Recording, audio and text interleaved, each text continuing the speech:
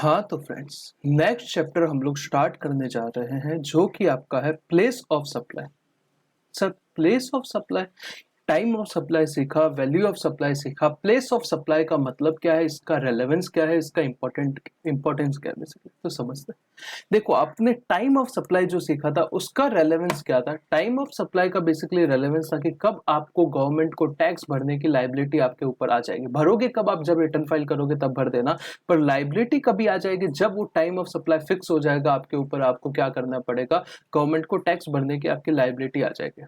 Value of supply का क्या use था सर, कौन सी वैल्यू के ऊपर जीएसटी लगा ये तो पता चलना पड़ेगा, ये तो पता लगेगा तभी अपने को क्या करेंगे, उसके ऊपर जीएसटी लगाएंगे।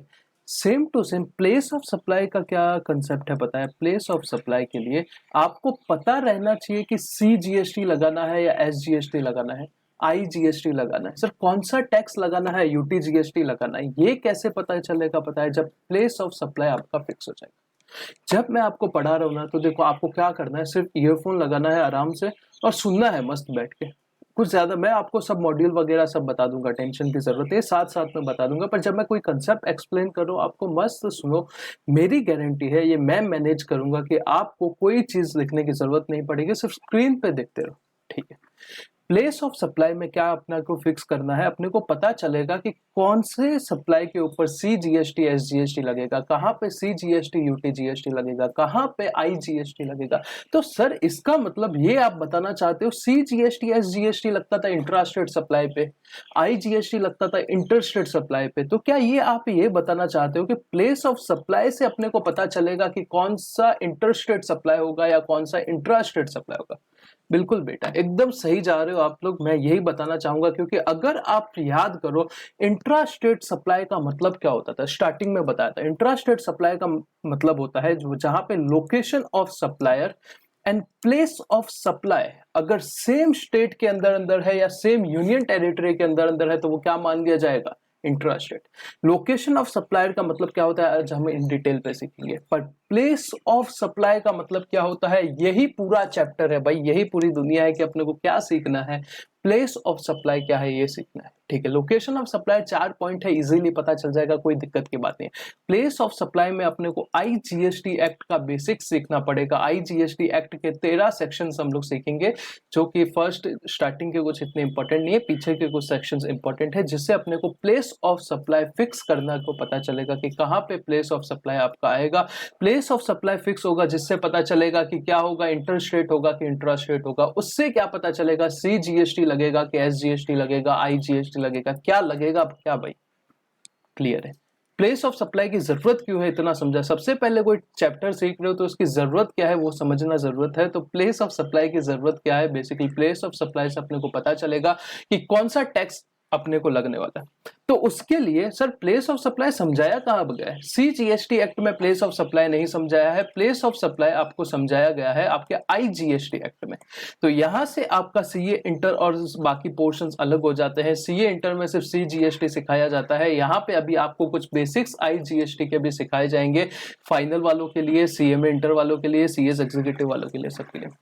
आपको याद रहेगा तो मैंने चार्ज सबसे पहले जब जीएसटी पढ़ाना आपको क्लास में चालू किया था, इवन मैराथन में भी, तो सबसे पहले मैंने आपको क्या पढ़ा था, सेक्शन 9 ऑफ सीजीएसटी एक्ट पढ़ाया था। कौन सा, सेक्शन 9 ऑफ सीजीएसटी एक्ट, जो क्या बात करता है sir, section 9 of CGST act बात करता है चार्जिंग सेक्शन के बारे में। चार्जिंग सेक्शन का मतलब वो देखो, लेवी था, पर्सन लाइबल टू पे टैक्स था, कलेक्शन था, वही सब फंडा यहाँ पे भी आ जाएगा। सेक्शन 9 से क्या पता चलता है कि किसके ऊपर सीजीएसटी लगेगा। तो सेक्शन 9 जो सीजीएसटी था, सेम टू सेम सेक्शन 5 है आईजीएसटी का। जो जो सेम सेक्शन 9 बातें करता था वही बातें कौन करता है, सेक्शन 5 बात करता है आईजीएसटी का। मतलब जो जो बातें सेक्शन 9 करता था सीजीएसटी का, वही सब बातें सेक्शन 5 करेगा आईजीएसटी का। जहां जहां पे यहाँ इंट्रा स्टेट सप्लाई था, यहाँ पे इंटर स्टेट सप्लाई हो जाएगा। जहां जहां पे यहाँ पे सीजीएसटी नाम लगा रहता था, यहाँ पे आईजीएसटी नाम हो जाएगा। बाकी सब ऑलमोस्ट सेम है, कोई अलग चीज नहीं। यहाँ पे मैक्सिमम रेट 20% होता था सीजीएसटी का, यहाँ पे मैक्सिमम रेट 40% हो जाएगा। समझ लो, यस।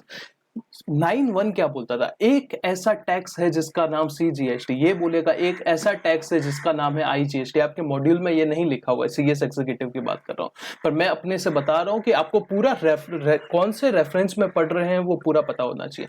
5(1) क्या बोलता है, एक ऐसा टैक्स है जिसका नाम है IGST, जो आपके इंटरस्टेट सप्लाई के ऊपर लगेगा पर अल्कोहल के ऊपर नहीं लगेगा। सेम बात CGST करता था, ये भी अल्कोहल पे नहीं लगेगा, क्योंकि GST में ही साफ साफ जो कॉन्स्टिट्यूशन का अमेंडमेंट किया था उसमें ही साफ साफ ऐसा लिखा हुआ है कि आपके अल्कोहल के ऊपर अभी हम GST नहीं लाने वाले। ठीक है सर। उसके बाद ये वही सेम बातें करेगा, रेट कहाँ से ले लो, यहाँ से ले लो, और आपका वैल्यू कहाँ से ले लो, CGST के सेक्शन 15 से ले लो। ये सब चीजें से कौन बात करेगा, 5(1) बात करेगा। 5(2) क्या बात करेगा, ऐसे 5 पेट्रोलियम प्रोडक्ट्स है, वही वाले सेम 5 पेट्रोलियम प्रोडक्ट जो CGST में थे, उनके ऊपर उनका अगर आप इंटरस्टेट सप्लाई कर रहे हो तो उसके ऊपर हम अभी GST नहीं लगाएंगे। कब लगाएंगे, जब काउंसिल क्या करेगा, रिकमेंड करेगा, और जब गवर्नमेंट क्या नोटिफिकेशन लाएगा तब हम लगाएंगे।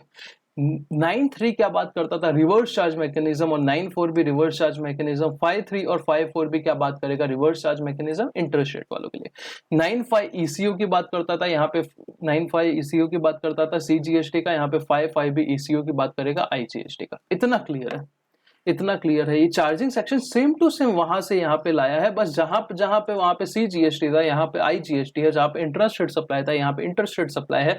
वहां पे 20% रेट था, यहाँ पे 40% रेट है। Is it clear? Article 269A of constitution ने क्या बोला कि अगर आप कोई इंटरेस्ट रेट सप्लाई करोगे, अगर आप कोई इंटरेस्ट रेट सप्लाई करोगे तो उसके ऊपर आपको IGST पे करना पड़ेगा। अगर कोई आप इंटरेस्ट रेट सप्लाई करोगे तो उसके ऊपर आपको IGST का चार्ज आ जाएगा, जिसका कलेक्शन कौन करेगा? IGST जब आप पे करते हो ना, तो वो सीधा का सीधा सेंट्रल गवर्नमेंट के खाते में चला जाता है, सेंट्रल गवर्नमेंट के अकाउंट में चला जाता है। और सेंट्रल गवर्नमेंट जो है वो क्या करता है, इसका अपोर्शनमेंट करता है between central government and state government. मतलब 50% वो खुद के पास रख लेता है और 50% बचा हुआ जो स्टेट है उसको दे देता है। सर ऐसा करने की क्या जरूरत है? नहीं तो स्टेट्स के बीच में बहुत सारे डिस्प्यूट हो जाएंगे। इंटर स्टेट देखो, IGST कहां लगेगा, जहां एक स्टेट से दूसरे स्टेट के बीच का मामला होगा।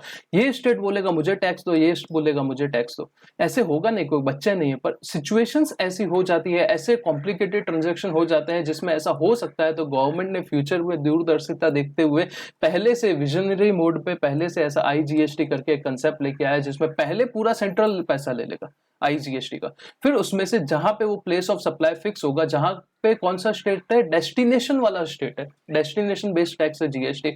जो स्टेट में डेस्टिनेशन फिक्स हो रहा है, जहां पे प्लेस ऑफ सप्लाई है, उसको हम क्या दे देंगे, उसको हम दे देंगे बचा हुआ पैसा टैक्स का। फिर यहाँ पे एक कंसेप्ट आता है जिसको बोला जाता है जीरो रेटेड सप्लाई, जो अपना इनपुट टैक्स क्रेडिट वाले चैप्टर में हम लोग ने जब सेक्शन 17 वाला कंसेप्ट पढ़ा था ना, वो रूल 42 और रूल 43, वहां पे हम लोग ने देखा था जीरो रेटेड सप्लाई का मतलब क्या होता है। आपका सप्लाई है, आपको टैक्स भी है, पर जहां पे हम लोग टैक्स का रेट क्या डाल देंगे, कहीं कहीं पे जीरो डाल देंगे। जनरली एक केस होता है एक्सपोर्ट का, अगर आप एक्सपोर्ट कर रहे हो तो जीरो रेटेड सप्लाई हो जाएगा। और दूसरा केस होता है अगर सप्लाई आप कर रहे हो SEZ को, स्पेशल इकोनॉमिक जोन को, या SEZ यूनिट को, या SEZ डेवलपर को। अगर SEZ वाला आगे सप्लाई करता है वो जीरो रेटेड नहीं बोला है। अगर आप SEZ को टू SEZ करते हो तो आपका क्या मान लिया जाएगा, वो जीरो रेटेड सप्लाई मान लिया जाएगा। Is it clear? यस।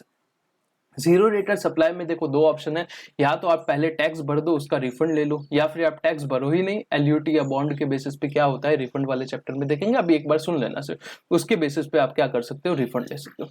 इतना क्लियर है? यस, इतना क्लियर। फिर इंटरस्टेट सप्लाई के कौन कौन से केसेस है। देखो जब हम बचपन में पढ़ रहे थे, बचपन मतलब थोड़े टाइम पहले जब मैं आपको सिखा रहा था, तो मैंने क्या बोला था, अगर आप एक स्टेट में हो, महाराष्ट्र में हो, आप गुजरात सप्लाई करते हो, दूसरे स्टेट में सप्लाई करते हो, इंटरस्टेट सप्लाई हो जाएगा।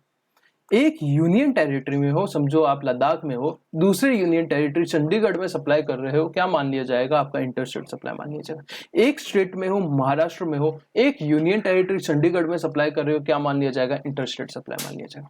इतना कंसेप्ट हम लोग ने बहुत टाइम तक सीखा था कि इसको बेसिकली इंटरस्टेट सप्लाई बोलते हैं। अभी कुछ चीजें और इसमें ऐड करते हैं, अभी आप बड़े हो गए हो, कुछ और चीजें सुनो। जो जो चीजें इंट्रास्टेट सप्लाई नहीं मानी जाएगी, जो जो चीजें इंट्रास्टेट सप्लाई नहीं मानी जाएगी, वो डीम कर ली जाएगी, वो मान ली जाएगी कि वो इंटरस्टेट सप्लाई है। पहला पॉइंट। दूसरा पॉइंट, अगर आप कोई एक्सपोर्ट या फिर इंपोर्ट करोगे, एक्सपोर्ट या इंपोर्ट करोगे गुड्स सर्विसेज का, वो हमेशा इंटरस्टेट सप्लाई माना जाएगा। टैक्स कस्टम में लगेगा या टैक्स जीएसटी में लगेगा, अभी वो डिस्प्यूट नहीं है, अभी सिर्फ ये डिस्प्यूट है कि इंटरस्टेट सप्लाई किसको माना जाएगा। तो एक्सपोर्ट और इंपोर्ट को क्या मान लिया जाएगा, आपका इंटरस्टेट सप्लाई माना जाएगा। थर्ड पॉइंट, अगर कोई फॉरेन टूरिस्ट है, फॉरेन का टूरिस्ट है जो इंडिया में घूमने के लिए आ रहा है और यहाँ से कुछ चीजें लेके जा रहा है जिसके ऊपर जीएसटी पे कर रहा है, उसको हम लोग कुछ रिफंड वगैरह देते हैं रिफंड के चैप्टर में, उसको भी हम क्या मान लेंगे, आईजीएसटी मान लेंगे। अगर कोई, आप बैठे हो इंडिया में, आप एसईजेड में कोई चीज ट्रांसफर कर रहे हो, एसईजेड यूनिट, एसईजेड डेवलपर में, और एसईजेड वाला आगे ट्रांसफर कर रहा है किसी और को, एक्सपोर्ट वगैरह कर रहा है, तो वो भी हमेशा क्या मान लिया जाएगा, आईजीएसटी मान लिया जाएगा। इतने केसेस क्लियर देखो, एक्सपोर्ट इंपोर्ट, एसईजेड वाला ट्रांजैक्शन, फॉरेन का टूरिस्ट आया, या फिर जो चीजें इंट्रास्टेट नहीं मानी जाएगी वो सब क्या मान ली जाएगी, इंटरस्टेट मान ली जाएगी।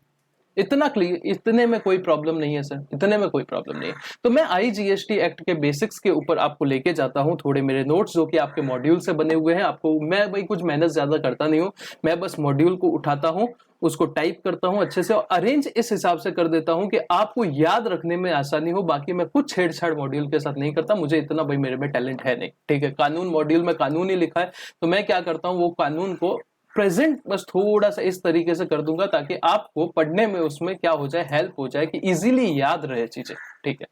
स्टार्ट करते हैं। अंडर आर्टिकल, आईजीएसटी एक्ट का बेसिक्स पढ़ रहे हैं। Under article 269A, 269A of constitution क्या बोलता है, एक आईजीएसटी नाम का एक कानून लगेगा, इंटरस्टेट सप्लाई के ऊपर लगेगा और उसका पैसा अपोर्शन होगा सेंट्रल गवर्नमेंट और स्टेट गवर्नमेंट के बीच में। पहले सेंट्रल गवर्नमेंट कलेक्ट कर लेगा और उसके बाद किसको, स्टेट को अपोर्शन करेगा। IGST paid is available as credit to set off, IGST का जो आपने पहले टैक्स पे किया है वो आपको क्रेडिट मिलेगा यूटिलाइज करने के लिए आईजीएसटी के टैक्स पेमेंट को और सीजीएसटी एसजीएसटी के टैक्स पेमेंट को, ये आपको पता है। फिर बात करते हैं इंटरस्टेट सप्लाई का मतलब क्या होता है। Subject to the provision of place of supply where location of supplier and place of supply, location and supplier and place of supply are in two different state, Maharashtra and Gujarat, to different union territory, Ladakh and Chandigarh, state and union territory मतलब आपका महाराष्ट्र और चंडीगढ़, तो उसको हम क्या मान लेंगे, interstate supply मान लेंगे। Any supply not being an intrastate supply, ऐसी कोई सप्लाई जो इंट्रास्टेट सप्लाई क्लासिफाई नहीं हो पाती है उसको भी हम इंटरस्टेट सप्लाई मान लेंगे। ये एक इंपॉर्टेंट है कि जो सप्लाई इंट्रास्टेट नहीं मानी जाएगी उसको हम क्या मान लेंगे, इंटरस्टेट मान लेंगे। तो कुछ ऐसी सप्लाई यहाँ पे नोटिफाई की हुई है, यहाँ पे लिखी हुई है आपके मॉड्यूल में, जिसको हम क्या मानेंगे, आपका इंटरस्टेट सप्लाई मानेंगे। सबसे पहले सप्लाई कर रहे हो गुड्स का एक स्टेट से दूसरे यूनियन टेरिटरी, एक स्टेट से दूसरे स्टेट, या एक यूनियन टेरिटरी से दूसरे यूनियन टेरिटरी, या एक यूनियन टेरिटरी से दूसरी यूनियन टेरिटरी, ठीक है। ये वाला पॉइंट हो गया। इंपोर्ट कर रहे हो, इंपोर्ट कर रहे हो गुड्स का, सर्विसेज का, एक्सपोर्ट कर रहे हो और क्या कर रहे हो, एसईजेड से या एसईजेड के अंदर क्या कर रहे हो, सप्लाई कर रहे हो। कोई इंटरनेशनल टूरिस्ट आता है, इंटरनेशनल टूरिस्ट का बेसिकली 6 महीने का एक क्राइटेरिया आगे देखेंगे, मैंने नीचे लिखा हुआ है। और लास्ट पॉइंट, कोई ऐसा सप्लाई जो आपका इंट्रास्टेट नहीं है वो भी क्या मान लिया जाएगा, इंटरस्टेट मान लिया जाएगा। पॉज करो और एक बार के लिए रीड कर लो, पॉज कर लो और एक बार के लिए क्या करो, रीड कर लो, ठीक।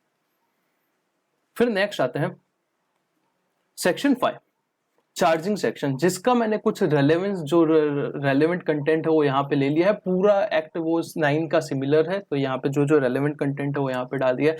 मैक्सिमम सीजीएसटी का रेट जो 20% था, यहाँ पे क्या कितना हो जाएगा, 40% हो जाएगा।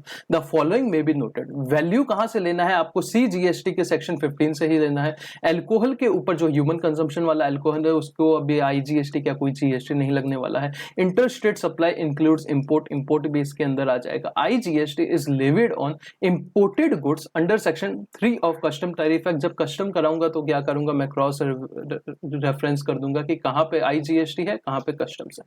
फिर बात करते हैं जीरो रेटेड सप्लाई की। जीरो रेटेड सप्लाई का मतलब क्या होता है, जो आप एक्सपोर्ट करते हो एक वो, और दूसरा सप्लाई टू एसईजेड, सिर्फ to SEZ are considered as zero rated supply. SEZ से मतलब बाय एसईजेड रहेगा तो नहीं, to SEZ zero rated supply है।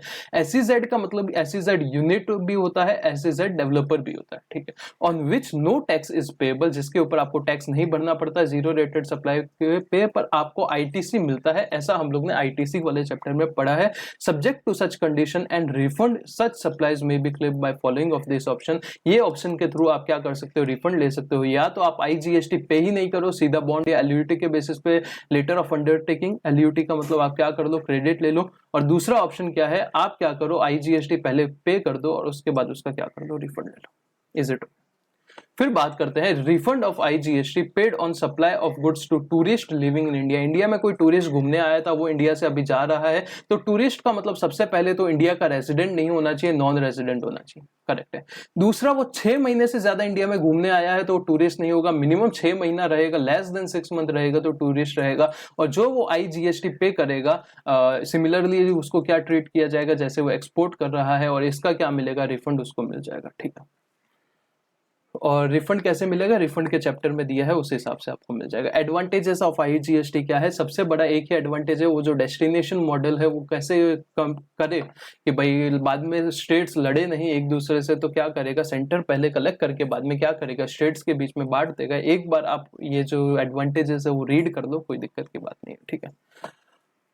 उसके बाद how will settlement between centre and exporting state and importing state can be done, ये कस्टम जब करेंगे तब आपको मैं बता दूंगा, अच्छे से रेफरेंस के साथ बता दूंगा कि कैसे होगा, तो आपको पता चल जाएगा। तो यहां तक कोई दिक्कत है भाई, यहाँ पे मैंने कुछ आईजीएसटी एक्ट का कुछ बेसिक इंट्रोडक्शन दिया है, जो कि सीएस एग्जीक्यूटिव के मॉड्यूल में भी दिया हुआ है, तो वहां से कुछ चीजें ली है और आपको बेसिक इंट्रोडक्शन दिया है। अभी मैं प्रॉपर प्लेस ऑफ सप्लाई के ऊपर आना चाहूंगा। प्लेस ऑफ सप्लाई के ऊपर आने से पहले कुछ आईजीएसटी की और बातें करेंगे। जो आईजीएसटी एक्ट का सेक्शन 7 है, आईजीएसटी एक्ट का सेक्शन 7 है, यहां से प्लेस ऑफ सप्लाई चालू हो जाएगा।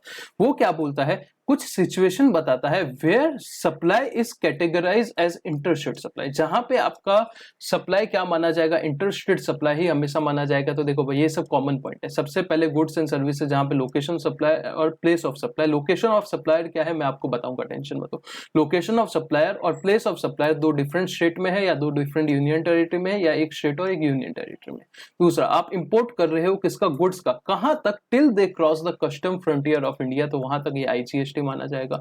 तीसरा, सर्विस आप इंपोर्ट कर रहे हो इंडिया के अंदर। चौथा, अगर आपका सप्लायर लोकेटेड है इंडिया में और प्लेस ऑफ सप्लाई कहां है, आउटसाइड इंडिया में, ये इंडिया है, लोकेशन ऑफ सप्लाई यहाँ पे है, प्लेस ऑफ सप्लाई यहाँ पे, तो यहाँ से जो ट्रांजैक्शन हो रहा है ये भी आपका इंटरस्टेट माना जाएगा। अगर आप SEZ डेवलपर को या SEZ यूनिट को सप्लाई कर रहे हो टू और बाई, ये या तो ये लोग सप्लाई कर रहे हैं या इनको कोई सप्लाई कर रहा है, तो ये भी आपका आईजीएसटी माना जाएगा। और जो intra state charging section of IGST section 7 बताता है कि इंटर स्टेट सप्लाई का क्या होता है, मतलब इंटर स्टेट सप्लाई को कैसे कैटेगराइज करोगे इन आईजीएसटी।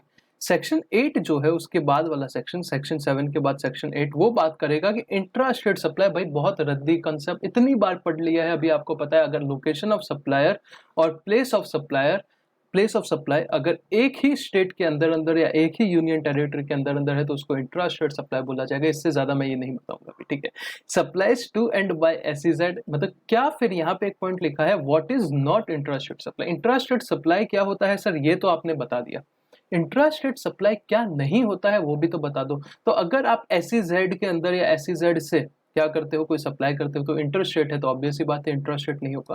दूसरा, अगर सप्लाई कर रहे हो इंपोर्टेड गुड्स का till they cross the custom frontiers of India, तो वो भी आपका आईजीएसटी लगता है, इंटर स्टेट है तो इंट्रा नहीं है। और थर्ड, अगर कोई फॉरेन टूरिस्ट है, जो समझो एक ही स्टेट में, महाराष्ट्र में फॉरेन टूरिस्ट आया है, महाराष्ट्र से भी कुछ खरीद रहा है पर वो बाद में फॉरेन चला जाएगा, तो ये इंट्रा नहीं माना जाएगा, इंटर माना जाएगा। इतना क्लियर है। Section 5 charging section, section number 7 क्या था, इंटर स्टेट के बारे में, सेक्शन 8 इंट्रा स्टेट के बारे में। अभी मैं आपको इससे पहले देखो, आपको यहाँ पे लोकेशन ऑफ सप्लायर आया, आगे जब हम प्लेस ऑफ सप्लाई करना स्टार्ट करेंगे ना, ये तो छोटे मोटे बातें हैं, फिर प्लेस ऑफ सप्लाई जब स्टार्ट करेंगे तो क्या हो जाएगा, लोकेशन ऑफ रिसिपिएंट बार बार आएगा। बहुत जगह पे आएगा लोकेशन ऑफ सप्लायर, बहुत जगह पे आएगा लोकेशन ऑफ रिसिपिएंट। तो उसका मतलब क्या होता है, सबसे पहले वो समझ लेते हैं। तो लोकेशन ऑफ रिसिपिएंट का मतलब सेक्शन 2 सबसेक्शन 14, सेक्शन 2 में डेफिनेशन रहता है, 14 में क्या रहता है, 14 वाले सबसेक्शन में लोकेशन ऑफ रिसिपिएंट का डेफिनेशन दिया है।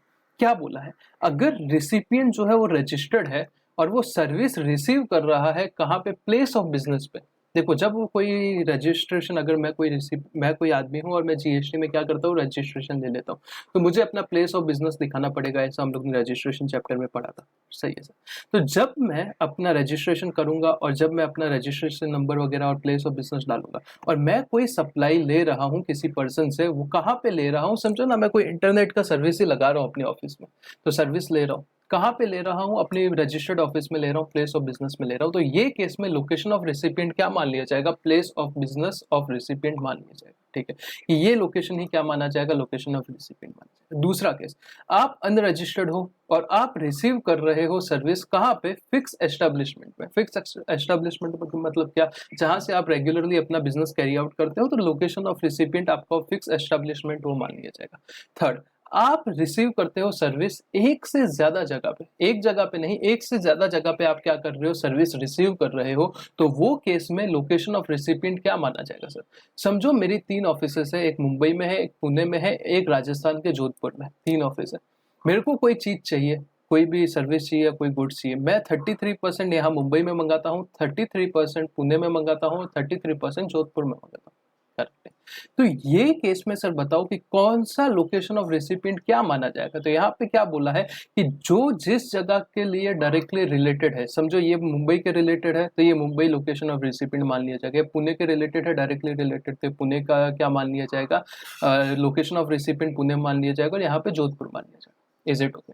और लास्ट पॉइंट है एट एनी अदर प्लेस, मतलब आप ऐसी जगह पे सप्लाई ले रहे हो, ना तो वो प्लेस ऑफ बिजनेस है आपका, ना वो फिक्स एस्टेब्लिशमेंट है, तो जो रिसिपिएंट का रेसिडेंस है, जो उसका घर है, वही क्या मान लिया जाएगा, लोकेशन ऑफ रिसिपिएंट मान लिया जाएगा। Is it okay. Yes sir. सबसे पहले मैं क्या बताया, सबसे पहले प्लेस ऑफ बिजनेस तो place of business, fix establishment तो फिक्स एस्टेब्लिशमेंट, अगर रजिस्टर्ड हो तो प्लेस ऑफ बिजनेस, नहीं तो फिक्स एस्टेब्लिशमेंट। अगर एक से ज्यादा जगह पे ले रहे हो तो जो डायरेक्टली रिलेटेड है जहां से वह वो वाला आपका प्लेस ऑफ सप्लाई मान लिया, लोकेशन ऑफ रिसिपिएंट मान लिया जाएगा। और कोई और प्लेस, मतलब जो ना तो आपका प्लेस ऑफ बिजनेस है, ना आपका फिक्स एस्टेब्लिशमेंट है, तो जो आपका रेसिडेंस है, जो एड्रेस है बेसिकली आपका, वही आपका लोकेशन ऑफ रिसिपिएंट मान लिया जाएगा। इतना क्लियर है। तो अगर ये क्लियर है तो 215 जो अगला डेफिनेशन है, जो बात करता है लोकेशन ऑफ सप्लायर की, कुछ ज्यादा डिफरेंस नहीं है, जहां जहां पे रिसिपिएंट है वहां वहां सप्लायर कर दिया है, बेसिकली इतना ही डिफरेंस है। कुछ मोटा मोटी एक बार रीड कर लेना, ऐसा कुछ बड़ा डिफरेंस नहीं है, इतना ही डिफरेंस है। ठीक है, तो लोकेशन ऑफ रिसिपिएंट और लोकेशन ऑफ सप्लायर यहाँ पे आपका डन हो जाता है। तो अपने को आगे इसका कोई देखो ऐसे कोई बड़ा रेलेवेंस है नहीं, आपको क्वेश्चन आएगा तो दिखा बताया रहेगा कि लोकेशन ऑफ रिसिपिएंट उसका दिल्ली है, हरियाणा है, लोकेशन ऑफ सप्लायर बताया रहेगा कहाँ पे, अपने को प्लेस ऑफ सप्लाई क्वेश्चन में निकालना रहता है। पर डेफिनेशन है तो भाई इज्जत करते हैं, थोड़ा पढ़ लेते हैं, वो वाली बात है। तो यहाँ पे अपन ने लोकेशन ऑफ सप्लायर में जहां जहां रिसिपिएंट है वहां सप्लायर हो जाएगा, बाकी सब सेम है। ठीक है सर। चलो फिर आगे बढ़ते हैं। सेक्शन 7 हुआ आईजीएसटी का, सेक्शन 8 हुआ आईजीएसटी का, अभी सेक्शन 9 पे आते हैं आईजीएसटी के।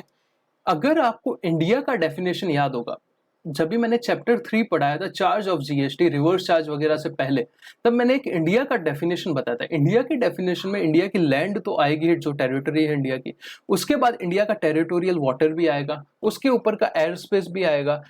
वाटर का मतलब क्या, 12 नॉटिकल माइल, बेस लाइन से 200 नॉटिकल माइल आपका क्या हो जाएगा, जो मैरीटाइम जोन में दिया है, कॉन्टिनेंटल सेल्फ है, इकोनॉमिक एक्सक्लूसिव इकोनॉमिक जोन, वो भी आपका क्या मान लिया जाता है, इंडिया की डेफिनेशन में आ जाता है। करेक्ट है।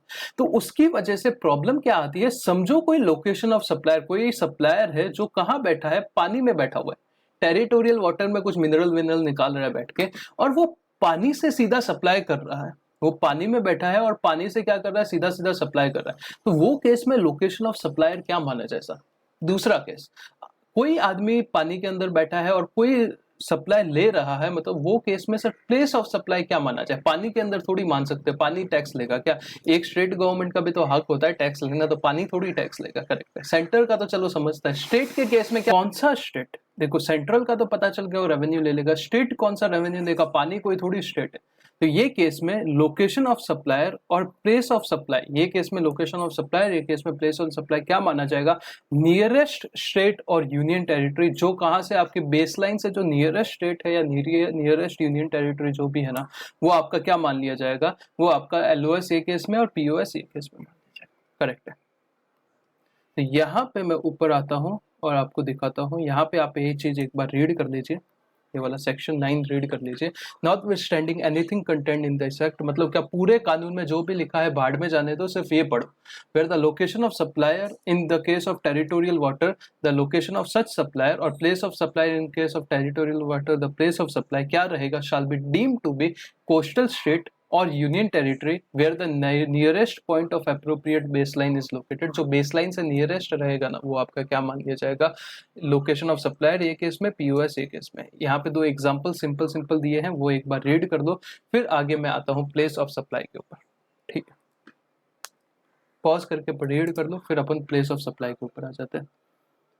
प्लेस ऑफ सप्लाई का मतलब क्या होता है सर? सबसे पहले ये बताओ। प्लेस ऑफ सप्लाई का मतलब वो जगह जिससे आपका फिक्स होगा कि इंटर स्टेट सप्लाई होने वाला है कि इंट्रा स्टेट सप्लाई होने वाला है, जिसकी वजह से आपको पता चलेगा CGST लगाना है, SGST लगाना है, UTGST क्या लगाना है सर, वो पता चल जाएगा। प्लेस ऑफ सप्लाई के लिए अभी तक मैंने देखो आपको सेक्शन 7 पढ़ाया है, 8 पढ़ा है, 9 पढ़ा है और 5 पढ़ा है, करेक्ट है। 5 चार्जिंग सेक्शन था, 7 इंटर स्टेट, 8 इंट्रा स्टेट और 9 क्या था आपका ये टेरिटोरियल वाटर लॉ। अभी प्लेस ऑफ सप्लाई या तो गुड्स का आप देखोगे या सर्विसेज का देखोगे। जो सर्विसेज का है वो काफी बड़ा है और काफी मतलब क्वेश्चंस बनते हैं यहाँ से। गुड्स का छोटा सा है, इजी सा है, आप खुद पढ़ोगे तो आपको भी समझ जाएगा। तो गुड्स का जो प्लेस ऑफ सप्लाई है उसके लिए 2 सेक्शन पढ़ने पड़ेंगे, 9 के बाद 10 और 11। सेक्शन 10 और सेक्शन 11 गुड्स के प्लेस ऑफ सप्लाई के लिए पढ़ने पड़ेंगे और सेक्शन 12 और सेक्शन 13 आपको सर्विसेज के प्लेस ऑफ सप्लाई के लिए पढ़ने पड़ेंगे। इतना क्लियर है। 10 और 11 गुड्स के प्लेस ऑफ सप्लाई के लिए, 10 और 11 और 12 और 13 सर्विसेज। अगर बोथ सप्लायर और रिसिपिएंट दोनों इंडिया में बैठे हैं तो अपने को सेक्शन 10 से क्या निकालना पड़ेगा? Place of supply. और अगर इंपोर्ट या एक्सपोर्ट हो रहा है कोई केस में गुड्स का तो आपको सेक्शन 11 से निकालना पड़ेगा प्लेस ऑफ सप्लाई। अगर सप्लायर और रिसिपिएंट दोनों इंडिया में है तो सेक्शन 12 से आप निकालोगे प्लेस ऑफ सप्लाई, और अगर दोनों में से कोई बाहर है तो सेक्शन 13 से निकालोगे place of supply. Is it clear? Yes. तो आगे आता हूं और आपको प्लेस ऑफ सप्लाई के बारे में क्या लिखा है। प्राइम पर्पस क्या होता है प्लेस ऑफ सप्लाई का कि डिटरमाइन करो वेदर सप्लाई जो है वो इंट्रा स्टेट है या इंटर स्टेट है। ठीक है। It is also relevant for determine कौन सा स्टेट या कौन सा यूनियन टेरिटरी टैक्स रेवेन्यू लेगा ताकि कुछ डिस्प्यूट ना हो, इसकी वजह से। तो सर जो सेक्शन 10 ऑफ IGST एक्ट है ये प्लेस ऑफ सप्लाई की बात करेगा कौन से केस में? गुड्स के केस में, बेसिकली डोमेस्टिक ट्रांजैक्शन जहां पे रिसिपिएंट और सप्लायर दोनों क्या है? इंडिया का है। सेक्शन 10(1) में ये 5 पॉइंट है, 10(1)A, 10(1)B, 10(1)C, 10(1)D और 10(1)A। ठीक है। 10(1)A क्या बोलता है? अगर आप जो गुड्स का सप्लाई कर रहे हो वो गुड्स के अंदर मूवमेंट इन्वॉल्व है। मूवमेंट इन्वॉल्व है इसका मतलब क्या होता है? मैं यहाँ पे कुछ चीजें समझो, मैं कोई चीज का मैन्युफैक्चरर हूँ, सोप का मैन्युफैक्चरर। मैं यहाँ मुंबई में हूँ, दिल्ली में मेरे को ऑर्डर मिलता है, मुझे ऑर्डर मिलता है, कितने का ऑर्डर मिलता है? 1 लाख सोप का ऑर्डर मिलता है। तो 1 लाख सोप क्या करूंगा मैं? मुंबई से लेके दिल्ली में भेज दूंगा थ्रू ट्रांसपोर्टर। तो यहाँ पे गुड्स में क्या है? मूवमेंट इन्वॉल्व है। मूवमेंट कौन करना चाहिए? या तो सप्लायर करना चाहिए, मैं कर रहा हूँ, या फिर रिसिपिएंट करना चाहिए, रिसिपिएंट अपना ट्रांसपोर्टर भेज रहा है और वो सामान लेके जा रहा है, या थर्ड केस में एनी अदर पर्सन भी मूवमेंट करेगा तो चलेगा, जैसे कि कोई एजेंट वगैरह मूवमेंट कर रहा है तो भी कोई दिक्कत की नहीं बात नहीं है। ठीक है। तो वो केस में प्लेस ऑफ सप्लाई क्या माना जाएगा गुड्स का? तो प्लेस ऑफ सप्लाई वो माना जाएगा जहां पे वो डिलीवरी टर्मिनेट हो रही है, मूवमेंट हो रहा है गुड्स का, एक जगह से दूसरी जगह मूवमेंट होगा, तो जहां पे वो मूवमेंट टर्मिनेट होगा, जहां पे वो डिलीवरी बेसिकली टर्मिनेट होगी, वहां पे क्या मान लिया जाएगा? वो प्लेस ऑफ सप्लाई मान लिया जाएगा। ये अपने एग्जांपल में मुंबई से मैं कहाँ भेज रहा हूँ? दिल्ली भेज रहा हूँ, तो दिल्ली में मूवमेंट टर्मिनेट हो रहा है तो दिल्ली क्या मान लिया जाएगा? प्लेस ऑफ सप्लाई मान लिया जाएगा। Location of the goods at time at which movement of goods terminate for delivery to the recipient, जहां पे वो आपका टर्मिनेट हो रहा है वो क्या मान लिया जाएगा? Location of place of supply मान लिया जाएगा। तो यहाँ पे एग्जांपल देखते हैं। Mister X of Mumbai sales refrigerator to missus Y of Ahmedabad.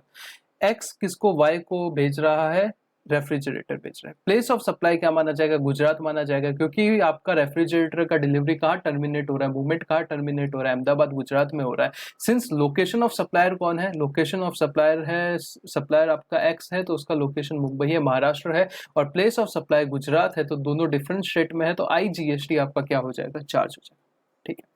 ये 10(1)A बात करता है। 10(1)B क्या बात करता है? Where the goods are delivered by supplier to recipient और any other person on the direction of third person whether agent और अदरवाइज बिफोर और during the movement of goods. ये सर क्या लिखा हुआ इतना सारा?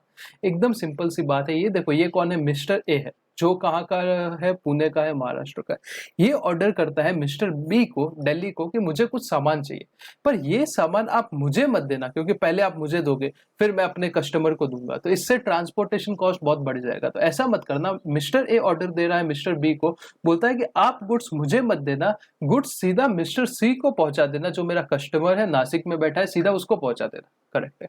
तो ये केस में मूवमेंट तो है, पर यहाँ पे क्या 3 लोग इन्वॉल्व है, तो यहाँ पे क्या माना जाएगा प्लेस ऑफ सप्लाई, तो जहां पे आपका गुड्स बेसिकली डिलीवर हो रहा है वो आपका क्या मान लिया जाएगा, प्लेस ऑफ सप्लाई मान लिया जाएगा। The said third person has received the goods, जहां पे वो गुड्स रिसीव करता है, and place of supply of such goods shall be the principal place of business of that third party, उनका जो प्रिंसिपल प्लेस ऑफ बिजनेस जहां पे उसको बेसिकली गुड्स मिल रहा है वो क्या मान लिया जाएगा, प्लेस ऑफ सप्लाई मान लीजिएगा। जो एग्जांपल है वही नासिक पुणे वाला है जो मैंने यहाँ पे बताया। ए having registered place of business in Pune place करता है ऑर्डर किसको, बी को, जो कि दिल्ली का है, for delivering a parcel to C, जो कहाँ पे है, नासिक में।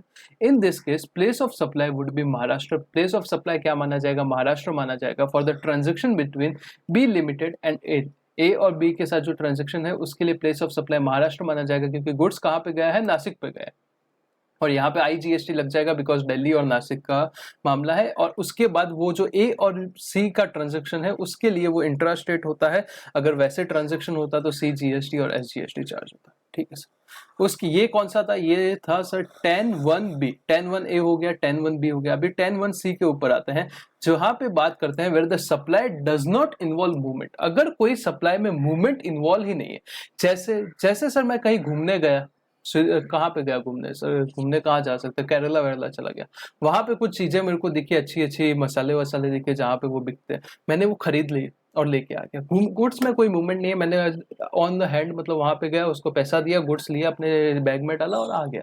तो ये केस में मूवमेंट तो इन्वॉल्व नहीं है गुड्स का, तो ये केस में प्लेस ऑफ सप्लाई क्या माना जाएगा, तो location of such goods at time of delivery to the recipient, मतलब वो जो शॉप था जहां से डिलीवरी हुआ रिसिपिएंट को, वही आपका क्या मान लिया जाएगा, प्लेस ऑफ सप्लाई मान लिया जाएगा। करेक्ट है, करेक्ट है। Illustration number 3, Srinivasan of Bangalore travel to Chennai for a vacation and purchase a laptop from Croma at Chennai। जो श्रीनिवासन है बेंगलोर का है, वो कहाँ गया, चेन्नई घूमने गया और चेन्नई से उसने लैपटॉप ले लिया क्रोमा का। ठीक है, ये केस में प्लेस ऑफ सप्लाई क्या मान लिया जाएगा, तमिलनाडु मान लिया जाएगा। सप्लायर भी तमिलनाडु का है, प्लेस ऑफ सप्लाई भी क्या है, तमिलनाडु में हो रहा है, बिकॉज चेन्नई तमिलनाडु में है, तो CGST और SGST चार्ज होगा। क्लियर है। फिर क्या आ जाता है, 10(1)(d) की बात करते हैं, where the goods are assembled or installed at a site, मतलब ये केस में क्या हो रहा है, बहुत सारे पार्ट्स है, उसको एक जगह पे बैठ के क्या कर रहे हो, गुड्स को असेंबल कर रहे हो आप, तो ये केस में प्लेस ऑफ सप्लाई क्या होगा, वो असेंबलिंग का या इंस्टॉलेशन का।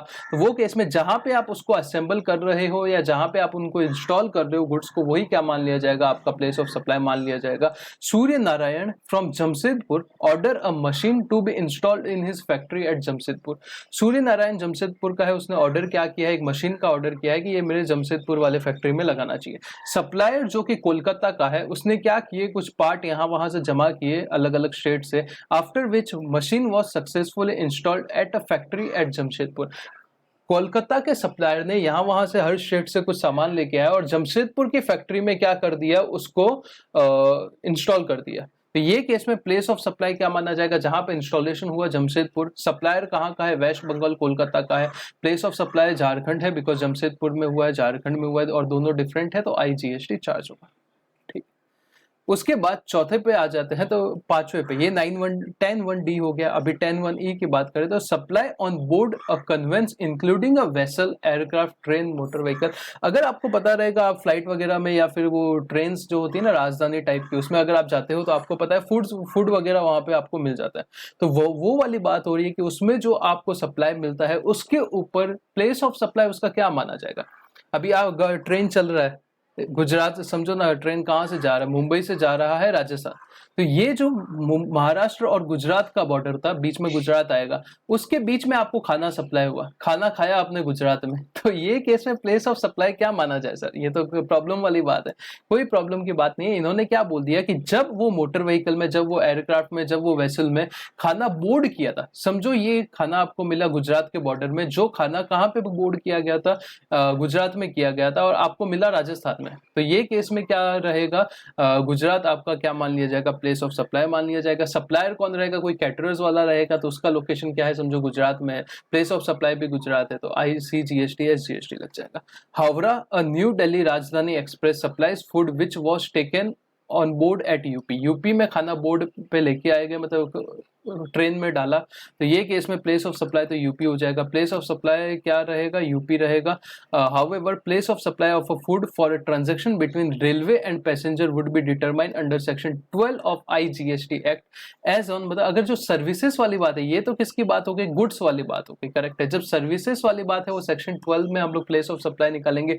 ये मैंने जो एग्जांपल में कहीं ना कहीं मैंने सर्विसेज के रिलेटेड बात कर दी थी, पर यहाँ पे सिर्फ स्पेसिफिक गुड्स की बात हो रही है, जो गुड्स वहां पे गाड़ी में चढ़ाए गए उसके बारे में बात हो रही है। तो वहां पे प्लेस ऑफ सप्लाई जब आप बोर्ड करोगे वो शिप में या फिर वो ट्रेन में या फिर वो मोटर व्हीकल में, तो वो क्या मान लिया जाएगा, आपका प्लेस ऑफ सप्लाई मान लिया जाएगा, जहां पे आप क्या करते हो, बोर्ड करते हो। तो ये 5 पॉइंट थे बस गुड्स के केस में। आपको क्या करना है, 10(1)A, 10(1)B, 10(1)C, 10(1)D, 10(1)E। पहला क्या बोलता है, अगर मूवमेंट इन्वॉल्व है तो जहां पे मूवमेंट टर्मिनेट होता है। दूसरा बोलता है अगर A B C 3 लोग हैं तो जहां पे डिलीवरी हो रहा है गुड्स का। थर्ड क्या बोलता है, मूवमेंट इन्वॉल्व नहीं है तो जहां से आपको हैंडओवर किया गया है रिसिपिएंट को वो लोकेशन। चौथा पॉइंट क्या बोलता था, पांचवा पॉइंट क्या बोलता था, यहाँ पे हम लोग ने ऑन बोर्ड वाली बात की। और चौथा पॉइंट आपका बोलता था अगर गुड्स असेंबल किए हैं, इंस्टॉल किए, तो जहां पे असेंबलिंग और इंस्टॉलिंग हुआ है वही आपका प्लेस ऑफ सप्लाई मानिया जाएगा। यहाँ तक क्लियर है। फिर सेक्शन 11 के ऊपर आते हैं। तो सेक्शन 11 बोलता है place of supply in case of import और एक्सपोर्ट। मतलब ऊपर डोमेस्टिक ट्रांजेक्शन हो गया, यहाँ पे इंपोर्ट एक्सपोर्ट का ट्रांजेक्शन आ जाएगा। इंपोर्ट और एक्सपोर्ट के केस में प्लेस ऑफ सप्लाई क्या माना जाएगा, तो प्लेस ऑफ सप्लाई इंपोर्ट के केस में लोकेशन ऑफ इंपोर्टर मान लिया जाएगा। जो इंपोर्ट करवा रहा है कोई चीज को, उसका लोकेशन क्या मान लिया जाएगा, आपका प्लेस ऑफ सप्लाई मान लिया जाएगा। और एक्सपोर्टर के केस में जहां से एक्सपोर्ट हो रहा है, मतलब लोकेशन आउटसाइड इंडिया, जहां से इंडिया में एक्सपोर्ट हो रहा है, वो क्या मान लिया जाएगा, प्लेस ऑफ सप्लाई मान लिया जाएगा। Is it okay? यस। तो सेक्शन 11 हो गया, सेक्शन 10 हो गया। 5 कौन सा था, 5 चार्जिंग सेक्शन था। 6 मैंने नहीं करा है। 7 क्या था सर, 7 इंटर स्टेट सप्लाई की बात करता था। 8 इंट्रा स्टेट की, 9 टेरिटोरियल वाटर की, 10 गुड्स डोमेस्टिक गुड्स का प्लेस ऑफ सप्लाई देखो, 11 इंटरनेशनल गुड्स का time of place of supply देखो, अभी 12 डोमेस्टिक सर्विस का प्लेस ऑफ सप्लाई देखो, और 13 इंटरनेशनल सर्विस का क्या देखो। इंटरनेशनल का एक रेसिपिएंट या सप्लायर कहीं बाहर है तो वो केस में क्या देखो, प्लेस ऑफ सप्लाई देखो। करेक्ट है सर, करेक्ट है। तो यहां तक आपको मेरे हिसाब से कोई डाउट नहीं होना चाहिए। है तो भाई कमेंट बॉक्स में पूछो या इंस्टाग्राम पे DM कर दीजिए, मैं आपका रिप्लाई कर दूंगा। नेक्स्ट आते हैं अभी section 12 place of supply in case of supply of service where both location of supplier and location of recipient is in India. अगर दोनों सप्लायर और सेक्शन नंबर 8, सेक्शन नंबर 9, 10 पढ़े, ठीक है। 7 क्या बात करता है, इंटरस्टेट सप्लाई के बारे में बात करता है। 8 इंट्रास्टेट सप्लाई के बारे में बात करता है, करेक्ट है, इजी। सेक्शन 9 टेरिटोरियल वाटर के बारे में बात करता था, ठीक है। Section 10 time of supply of goods in case of domestic transaction, मतलब जहां सप्लायर और रेसिपिएंट दोनों इंडिया में है। और सेक्शन 11 अगर इंपोर्ट या एक्सपोर्ट का केस होता है तो time of place of supply, place of supply goods का अगर इंपोर्ट या एक्सपोर्ट के केस में क्या होगा, सेक्शन 11 में देखा। अभी जो मेजर पार्ट है वो स्टार्ट होने वाला है सेक्शन 12 और सेक्शन 13। सेक्शन 12 क्या बोलता है, time of supply of place of supply of service की बात करता है। सेक्शन नंबर 13 भी place of supply of service की बात करता है। 12 में वो वाले ट्रांजैक्शन कवर है जहां पे दोनों सप्लायर और रिसिपिएंट इंडिया में होंगे। 13 में वो वाले ट्रांजैक्शन कवर है जहां पे आपका सप्लायर और रिसिपिएंट कहाँ पर होंगे, दोनों में से कोई एक बाहर होगा। ठीक, इतना क्लियर है, यस इतना क्लियर है। प्लेस ऑफ सप्लाई का रेलेवेंस क्या होता है, मैंने आपको लास्ट लेक्चर में बताया था, वो पहले पता होना जरूरी है कि प्लेस ऑफ सप्लाई का रेलेवेंस क्या होता है। उसकी वजह से क्या पता चलेगा कि CGST है या SGST लगेगा या IGST लगेगा, फिक्स कैसे होगा, प्लेस ऑफ सप्लाई की वजह से फिक्स होगा। ठीक है, यहाँ पे मैं आपको एक चीज दिखाना चाहूंगा। देखो, place of supply in case of service के लिए 2 सेक्शन चेक करने होते हैं। सेक्शन नंबर 12 चेक करना होगा, सेक्शन नंबर 13 चेक करना होगा। 13 को बाद में देखेंगे इंटरनेशनल ट्रांजैक्शन के बारे में। सबसे पहले 12 देखते हैं जिसमें डोमेस्टिक ट्रांजैक्शन का जिक्र है। मतलब इसका क्या होता है, सप्लायर और रिसिपिएंट दोनों कहाँ पर है, इंडिया में। Is it clear? तो यहाँ पे देखो इतने पॉइंट है, 14 पॉइंट है, मतलब 12(1) करके कोई पॉइंट नहीं है। 12(2) से लेके 12(14) तक पॉइंट है, मतलब 13 पॉइंट टोटल है। 13 को 2 पार्ट में मैंने डिवाइड कर दिया है, 12(2), 12(5), 12(7), 12(8), 12(9), 12(13) को अलग रखा है, और बचे हुए को आपका अलग रखा है। 3, 4, 6, 10, 11, 12, 14 ये अलग रखा है। सर अलग रखने का पर्पस क्या है, यहाँ पे ये वाले जो फर्स्ट वाले 5-6 सेक्शन है, वहां पे जो प्लेस ऑफ सप्लाई है ये फिक्स किस बेसिस पे होता है पता है, रिसिपिएंट के बेसिस पे होता है। कि रिसिपिएंट रजिस्टर्ड है या अनरजिस्टर्ड है, इस बेसिस पे क्या फिक्स होगा, आपका प्लेस ऑफ सप्लाई फिक्स होगा इन ट्रांजेक्शन में। और ये जो पॉइंट है यहाँ पे कोई रेलेवेंस नहीं रखता, ये ट्रांजेक्शन खुद बताएंगे कि हमारा प्लेस ऑफ सप्लाई कैसे फिक्स करना है। ये वाले ट्रांजेक्शन क्या बताएंगे कि रिसिपिएंट कौन है, रजिस्टर्ड है या अनरजिस्टर्ड है, उस बेसिस पे क्या होगा, प्लेस ऑफ सप्लाई फिक्स होगा। अगर रिसिपिएंट इन ट्रांजेक्शन में रजिस्टर्ड होगा तो हमेशा place of supply location of recipient मान लिया जाएगा। लोकेशन ऑफ रेसिपिएंट जो है वही प्लेस ऑफ सप्लाई है। लोकेशन ऑफ रेसिपिएंट हम लोग ने पिछले लेक्चर में देखा था क्या होता है। 12.5 में अगर रिसिपिएंट रजिस्टर्ड है तो हमेशा लोकेशन ऑफ रेसिपिएंट आपका place of supply.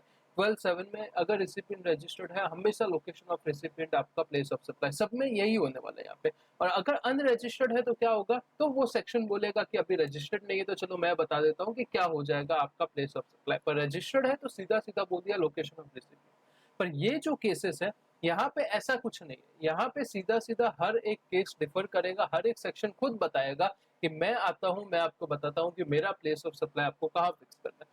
Sub section के साथ साथ मैं पूरा आपको यहाँ पे लर्न करवा दूंगा। ये पूरा टेबल यहाँ पे कुछ 13 पॉइंट है, सब कुछ आपको याद रहेगा, कोई टेंशन की बात नहीं है, लॉजिक के साथ याद रहेगा।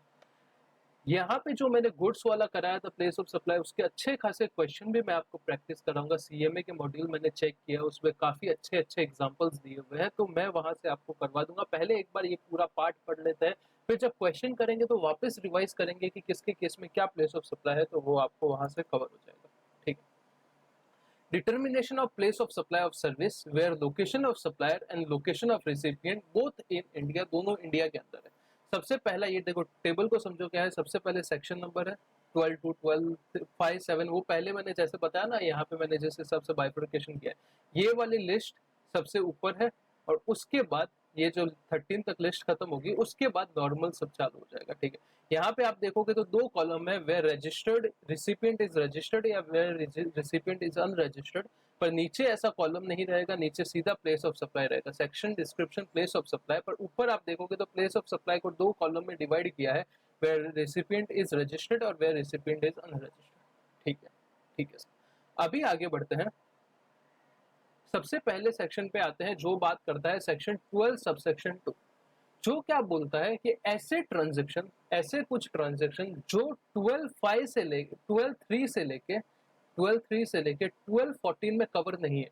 मतलब जो नीचे आने वाले ट्रांजैक्शन है उसको छोड़ के कोई अलग ट्रांजैक्शन हो जाता है, मतलब ये जो नीचे ट्रांजैक्शन है इसको छोड़ के कोई नया ट्रांजैक्शन आ जाता है, तो वो केस में आपको प्लेस ऑफ सप्लाई कैसे फिक्स करना है। समझो 12.5 में ट्रेनिंग एंड परफॉर्मेंस अप्रेजल है, इसको छोड़ के इसको छोड़ के इसको छोड़ के, मतलब नीचे जो लिस्ट दी हुई है इसको छोड़ के कोई नया सर्विस टपक जाता है, तो वो केस में सर प्लेस ऑफ सप्लाई कैसे देखेंगे। तो सिंपल सी बात है, अगर रिसिपिएंट जो है वो रजिस्टर्ड, जो रिसिपिएंट है, रिसिपिएंट का मतलब कौन, जो सर्विस ले रहा है, वो अगर रजिस्टर्ड है तो लोकेशन ऑफ रिसिपिएंट ही क्या मान लिया जाएगा, आपका प्लेस ऑफ सप्लाई मान लिया जाएगा। और अगर आप देखोगे तो चाहिए पूरे कॉलम में जहां पे रजिस्टर्ड रिसिपिएंट आ रहा है, वहां पे नीचे पूरा पूरा पूरा जो भी प्लेस ऑफ सप्लाई का कॉलम है, हमेशा location of recipient, location of recipient, location of recipient, location of recipient, location of recipient, location of recipient आपका क्या माना जाता है, प्लेस ऑफ सप्लाई माना जाता है। पर सेकंड केस में अगर रेसिपिएंट जो है वो अनरजिस्टर्ड है, समझो मैंने कोई टीचिंग कोचिंग का सर्विस दिया, हालांकि वो ट्रेनिंग एंड परफॉर्मेंस में आ जाएगा, पर एग्जांपल देता हूँ, मैंने कोई ऐसा सर्विस दिया जो आगे नीचे आने वाले पॉइंट में नहीं आने वाला, तो वो केस में मैं आपको दे रहा हूँ, मैं आपको सर्विस दे रहा हूँ, अगर आप रिसिपिएंट हो, अगर आप रजिस्टर्ड हो, अगर आप कौन हो, रजिस्टर्ड हो जीएसटी में, तो आपका जो लोकेशन रहेगा वही क्या मान लिया जाएगा, प्लेस ऑफ सप्लाई मान लिया जाएगा। तो मेरा सप्लायर का लोकेशन और आपका रिसिपिएंट का लोकेशन प्लेस ऑफ सप्लाई मान लिया जाएगा। तो location of recipient, location of supplier और प्लेस ऑफ सप्लाई अगर दो अलग अलग स्टेट में है तो क्या लग जाएगा, आईजीएसटी लग जाएगा, नहीं तो सीजीएसटी एसजीएसटी लग जाएगा। अगर रिसिपिएंट जो है अनरजिस्टर्ड है तो आपको क्या देखना है कि लोकेशन, अगर आपको रिसिपिएंट का एड्रेस पता है, आपके रिकॉर्ड में रिसिपिएंट का एड्रेस पड़ा हुआ है, तो लोकेशन ऑफ रिसिपिएंट क्या मान लिया जाएगा, प्लेस ऑफ सप्लाई मान लिया जाएगा। अगर आपके पास अवेलेबल नहीं है तो लोकेशन ऑफ सप्लायर आपका क्या मान लिया जाएगा, प्लेस ऑफ सप्लाई मान लिया जाएगा। सर क्या बोला, बहुत ही सिंपल चीज बोले। देखो 12.3 से लेके 12.14 तक जो पॉइंट कवर नहीं होंगे वो यहाँ पे वो कवर होंगे। अगर रिसिपिएंट रजिस्टर्ड है तो रिसिपिएंट का लोकेशन प्लेस ऑफ सप्लाई मान लिया जाएगा। अगर रिसिपिएंट अनरजिस्टर्ड है तो आपको देखना है कि उसका आपके पास लोकेशन का रिकॉर्ड है क्या, आपके रिकॉर्ड्स में उसका लोकेशन अवेलेबल है। अगर है तो उसका एड्रेस जो लोकेशन ऑफ रिसिपिएंट है वही प्लेस ऑफ सप्लाई मान लिया जाएगा। अगर आपके पास एड्रेस नहीं है तो क्या मान लिया जाएगा, आपका ही जो लोकेशन है, लोकेशन ऑफ सप्लाई पे कुछ नहीं मिल रहा तो गवर्नमेंट ने क्या बोला, तुम्हारा जो लोकेशन है वही हम क्या मान लेंगे, प्लेस ऑफ सप्लाई मान लेंगे। तो लोकेशन ऑफ सप्लायर और प्लेस ऑफ सप्लाई एक जगह हो जाएगा तो आपका क्या मान लिया जाएगा, CGST IGST intra state supply मान लिया जाएगा। इतना क्लियर है? 12 टू क्लियर है? यस सर 12 टू क्लियर है, कोई दिक्कत नहीं।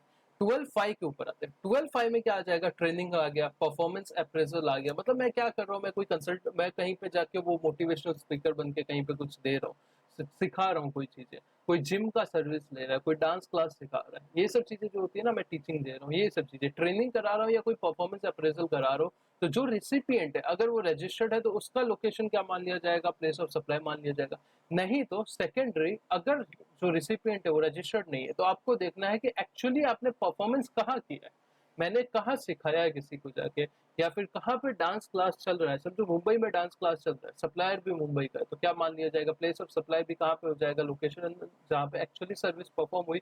मुंबई में सर्विस परफॉर्म हो रही है तो मतलब महाराष्ट्र में सर्विस परफॉर्म हो रही है। इतना क्लियर है? अगर महाराष्ट्र में सर्विस परफॉर्म हो रही है और सप्लायर भी अगर महाराष्ट्र का है, लोकेशन ऑफ सप्लाई भी महाराष्ट्र है, प्लेस ऑफ सप्लाई भी महाराष्ट्र है, तो क्या लग जाएगा, CGST SGST लग जाएगा, नहीं तो IGST लग जाएगा। इतना क्लियर है? 12.7 यहाँ पे सेकंड पॉइंट में क्या था, ट्रेनिंग एंड परफॉर्मेंस। अगर लोकेशन ऑफ रेसिपिएंट अवेलेबल है तो वो आपका प्लेस ऑफ सप्लाई, अगर वो नहीं अवेलेबल है तो आपको क्या देखना है, जहां पे इवेंट एक्चुअली, जहां पे आपने एक्चुअली परफॉर्मेंस दिया वही आपका प्लेस ऑफ सप्लाई बन जाएगा।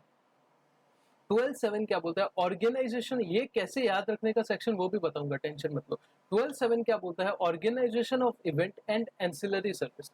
आप क्या कर रहे हो, इवेंट ऑर्गेनाइज करा रहे हो। आप क्या कर रहे हो, इवेंट ऑर्गेनाइज करा रहे हो। समझो कि मेरा कोई इवेंट है बड़ा सा, उसको आप ऑर्गेनाइज करवा रहे हो, या फिर कोई उसके रिलेटेड एंसिलरी सर्विस दे रहे हो। तो आपको ये देखना है जो रिसिपिएंट है, जो सर्विस ले रहा है, आप इवेंट ऑर्गेनाइजर हो, मैं सर्विस दे रहा हूँ, अगर मैं रजिस्टर्ड हूँ तो मेरा जो लोकेशन है वही प्लेस ऑफ सप्लाई।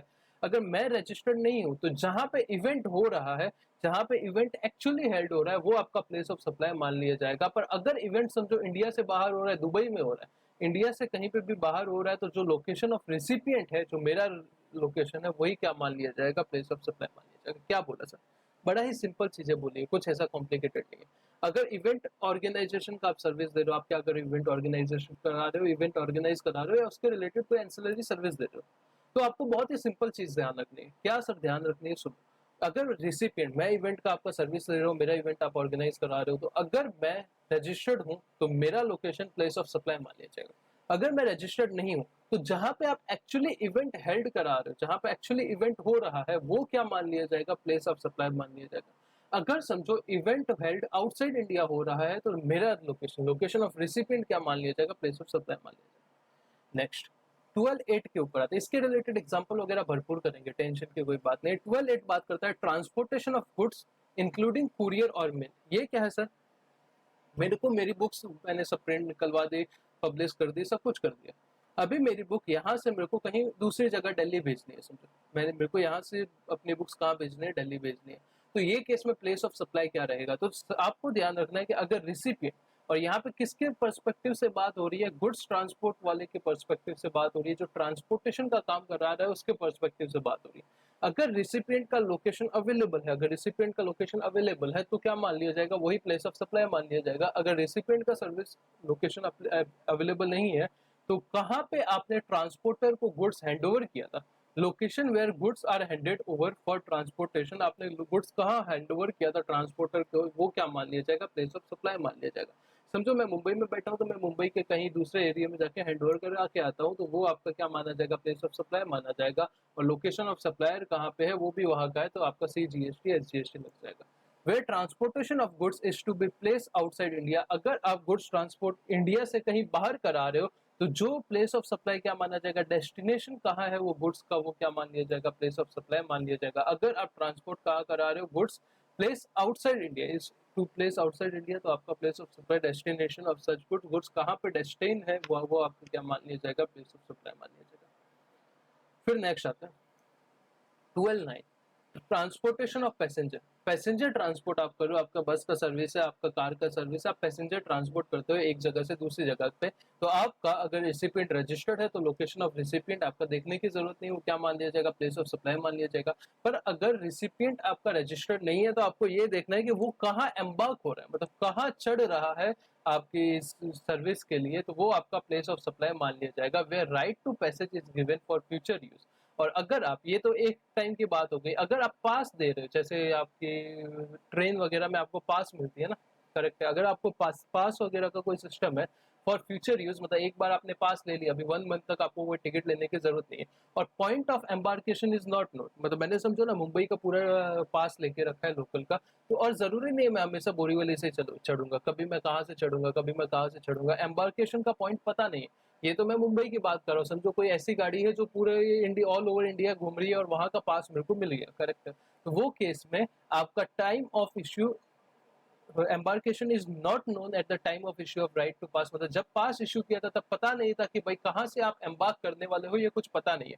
तो प्लेस ऑफ सप्लाई कैसा देखा जाएगा, 12(2) के हिसाब से देखा जाएगा, और 12(2) का मतलब क्या होता है, अगर आपका लोकेशन ऑफ रेसिपिएंट रिकॉर्ड में है तो आप क्या ले लो, वो लोकेशन ऑफ रेसिपिएंट आपका प्लेस ऑफ सप्लाई बन जाएगा, अगर नहीं रिकॉर्ड में है तो आपका place of supply location of supplier बन जाएगा। Return journey shall be treated as a separate journey, अगर आपने रिटर्न टिकट लिया है, एक जगह से जा रहे हो दूसरी जगह पे आ रहे हैं, तो अगर आपने रिटर्न टिकट ले लिया है तो ये अलग जर्नी माना जाएगा और ये जर्नी अलग माना जाएगा। तो जहाँ पे यहाँ पे एम्बार्क हुए तो ये प्लेस ऑफ सप्लाई अलग माना जाएगा, और यहाँ पे एम्बार्क हुए तो ये प्लेस ऑफ सप्लाई अलग माना जाएगा, ठीक है।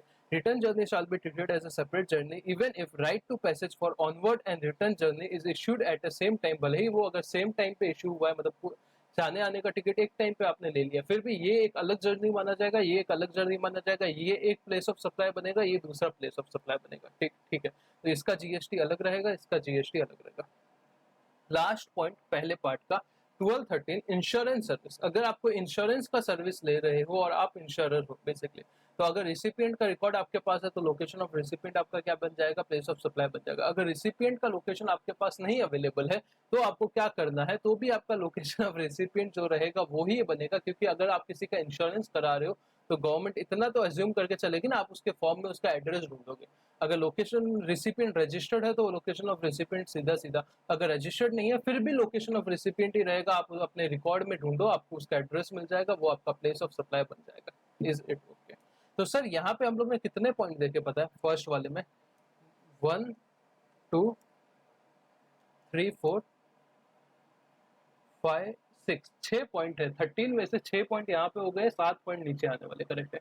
6 पॉइंट को सर याद कैसे रखें, देखो सबसे पहले 12(2) को तो याद करने की जरूरत कुछ है नहीं। 12(2) मतलब ऐसा आदमी जब जो कोई किधर नहीं फॉल करेगा वो 12(2) में आके फॉल करेगा, ठीक है। 12(5) कैसे याद रखेंगे सर, जब 5 साल का कोई बच्चा होता है, जब कोई 5 साल का छोटा बच्चा होता है तो उसको क्या कराते हैं, स्कूल में भेजते हैं, करेक्ट है। तो ट्रेनिंग एंड परफॉर्मेंस, हम उसके ट्रेनिंग के लिए उसको भेज रहे हैं और उसको परफॉर्मेंस कराने के लिए भेज रहे हैं। छोटा सा बच्चा है 5 साल का, तो उसको क्या करेंगे, स्कूल में भेजेंगे। 7 साल का बच्चा होगा तो क्या करेगा, 5 के बाद अभी 2 साल बाद वो 7 साल का हुआ, तो उसको बहुत सारे वो अपने कॉलेज स्कूल में क्या देते थे, क्राफ्ट वगैरह देते थे ना, गाना वाना गवाते थे, तो अभी उससे इवेंट करवा रहे कि भाई तू गाना गा, तू डांस कर। 7 साल का हुआ तो उसको क्या बोला कि तू डांस कर, तू गाना गा, इसके रिलेटेड कोई काम कर, क्राफ्ट बना, ड्राइंग बना। तो 7 साल का हुआ तो वो कर रहा है।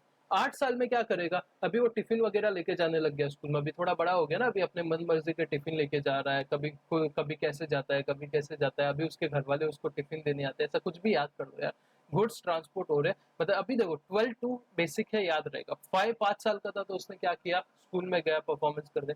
7 साल का हुआ तो क्या हुआ, 7 साल में उसको दो, मतलब 5 साल में एडमिशन लिया, 2 साल बाद उसको क्या कराया, उसको बोला कि अभी कुछ इवेंट कर, अभी डांस कर, गाना गा। 7 साल, अभी इसके बाद 7 के बाद आपको 8 9 जो है वो दोनों ट्रांसपोर्टेशन है, ट्रांसपोर्टेशन ऑफ गुड्स और ट्रांसपोर्टेशन ऑफ पैसेंजर। फिर बाद में सीधा उसके बाद 13 पॉइंट आता है जो कि है इंश्योरेंस। तो ऐसे करके आप याद कर सकते हो। 6 पॉइंट है, सिंपल सी बात है। सबसे पहले क्या बोला मैंने, 12(2) की बात की, जो कि एकदम जो कहीं नहीं आएगा वो 12(2) में आएगा, जो कहीं नहीं नीचे आएगा वो कहाँ पे आएगा, 12(2) में आएगा, इतना क्लियर है। ये केस में क्या देखना, अगर यहाँ पे जितने भी मैं पॉइंट बताया मैंने 12(2) से लेकर 12(13) तक, हर जगह अगर रेसिपिएंट रजिस्टर्ड है, अगर रेसिपिएंट कौन है, रजिस्टर्ड है, तो लोकेशन ऑफ रेसिपिएंट आपका प्लेस ऑफ सप्लाई हो जाएगा। अभी मैं इसके ऊपर बात ही नहीं करूंगा। अगर रेसिपिएंट अनरजिस्टर्ड है तो आपको देखना है 12(2) में, क्योंकि मेरे पास क्या इसका रिकॉर्ड है। अगर रिकॉर्ड है तो उसका जो रिकॉर्ड में एड्रेस है वो आपका location of recipient place of supply मान लिया जाएगा। अगर रिकॉर्ड नहीं है तो location of supplier he place of supply ले लो। 12(5) की बात करते हैं, 5 साल का वो स्कूल गया, training and performance appraisal. Recipient registered है, लोकेशन ऑफ रेसिपिएंट रजिस्टर्ड नहीं है, जहां पे एक्चुअली आपने परफॉर्मेंस किया वो आपका प्लेस ऑफ सप्लाई। 12(7) इवेंट कर रहे हो, organisation of event and ancillary service. अगर आप क्या करा रहे हो, ऑर्गेनाइजेशन ऑफ इवेंट करा रहे हो, रेसिपिएंट रजिस्टर्ड है, लोकेशन ऑफ रेसिपिएंट रजिस्टर्ड नहीं है, तो जहां पे एक्चुअली इवेंट हुआ वो प्लेस ऑफ सप्लाई। अगर इवेंट कहाँ हुआ, इंडिया के बाहर हो गया, तो केस में जो लोकेशन ऑफ रेसिपिएंट वही प्लेस ऑफ सप्लाई। अगर गुड्स ट्रांसपोर्ट करा रहे तो जब आपने ट्रांसपोर्टर को जहां पे हैंडओवर किया गुड्स को, वो आपका प्लेस ऑफ सप्लाई मान लिया जाएगा। वे ट्रांसपोर्टेशन ऑफ गुड्स अगर आउटसाइड इंडिया हो रहा है तो डेस्टिनेशन गुड्स आपका प्लेस ऑफ सप्लाई मान लिया जाएगा। 12(9) के केस में अगर पैसेंजर ट्रांसपोर्ट करा रहे हो तो ध्यान से सुनो यहाँ पे एक पहले पॉइंट, पैसेंजर ट्रांसपोर्ट के केस में अगर रेसिपिएंट रजिस्टर्ड है तो लोकेशन ऑफ रेसिपिएंट, नहीं तो कहाँ से आप एम्बार्क कर रहे हो, मतलब कहाँ पे चढ़ रहे हो, वो आपका प्लेस ऑफ सप्लाई बन जाएगा। अगर एम्बार्केशन का पता नहीं है और पास लिया हुआ है, आपने क्या लिया हुआ है, पास लिया हुआ है, और पास में पता नहीं, आप कहीं पे भी चढ़ते हो, कोई भी स्टेशन पे चढ़ते हो, तो वो केस में आपको क्या ध्यान रखना है कि अगर आपका 12(2) अट्रैक्ट हो जाएगा। 12(2) में क्या लिखा हुआ है कि अगर आपका लोकेशन ऑफ रेसिपिएंट पता है तो location of recipient place of supply बन जाएगा, नहीं पता है तो लोकेशन ऑफ सप्लायर ही आपका प्लेस ऑफ सप्लाई बन जाएगा, और रिटर्न जर्नी हमेशा अलग अलग जर्नी माना जाएगा। और लास्ट इंश्योरेंस के केस में क्या, लोकेशन ऑफ रेसिपिएंट पता है, रजिस्टर्ड है रेसिपिएंट तो लोकेशन ऑफ रेसिपिएंट, नहीं तो भी लोकेशन ऑफ रेसिपिएंट, हमेशा लोकेशन ऑफ रेसिपिएंट।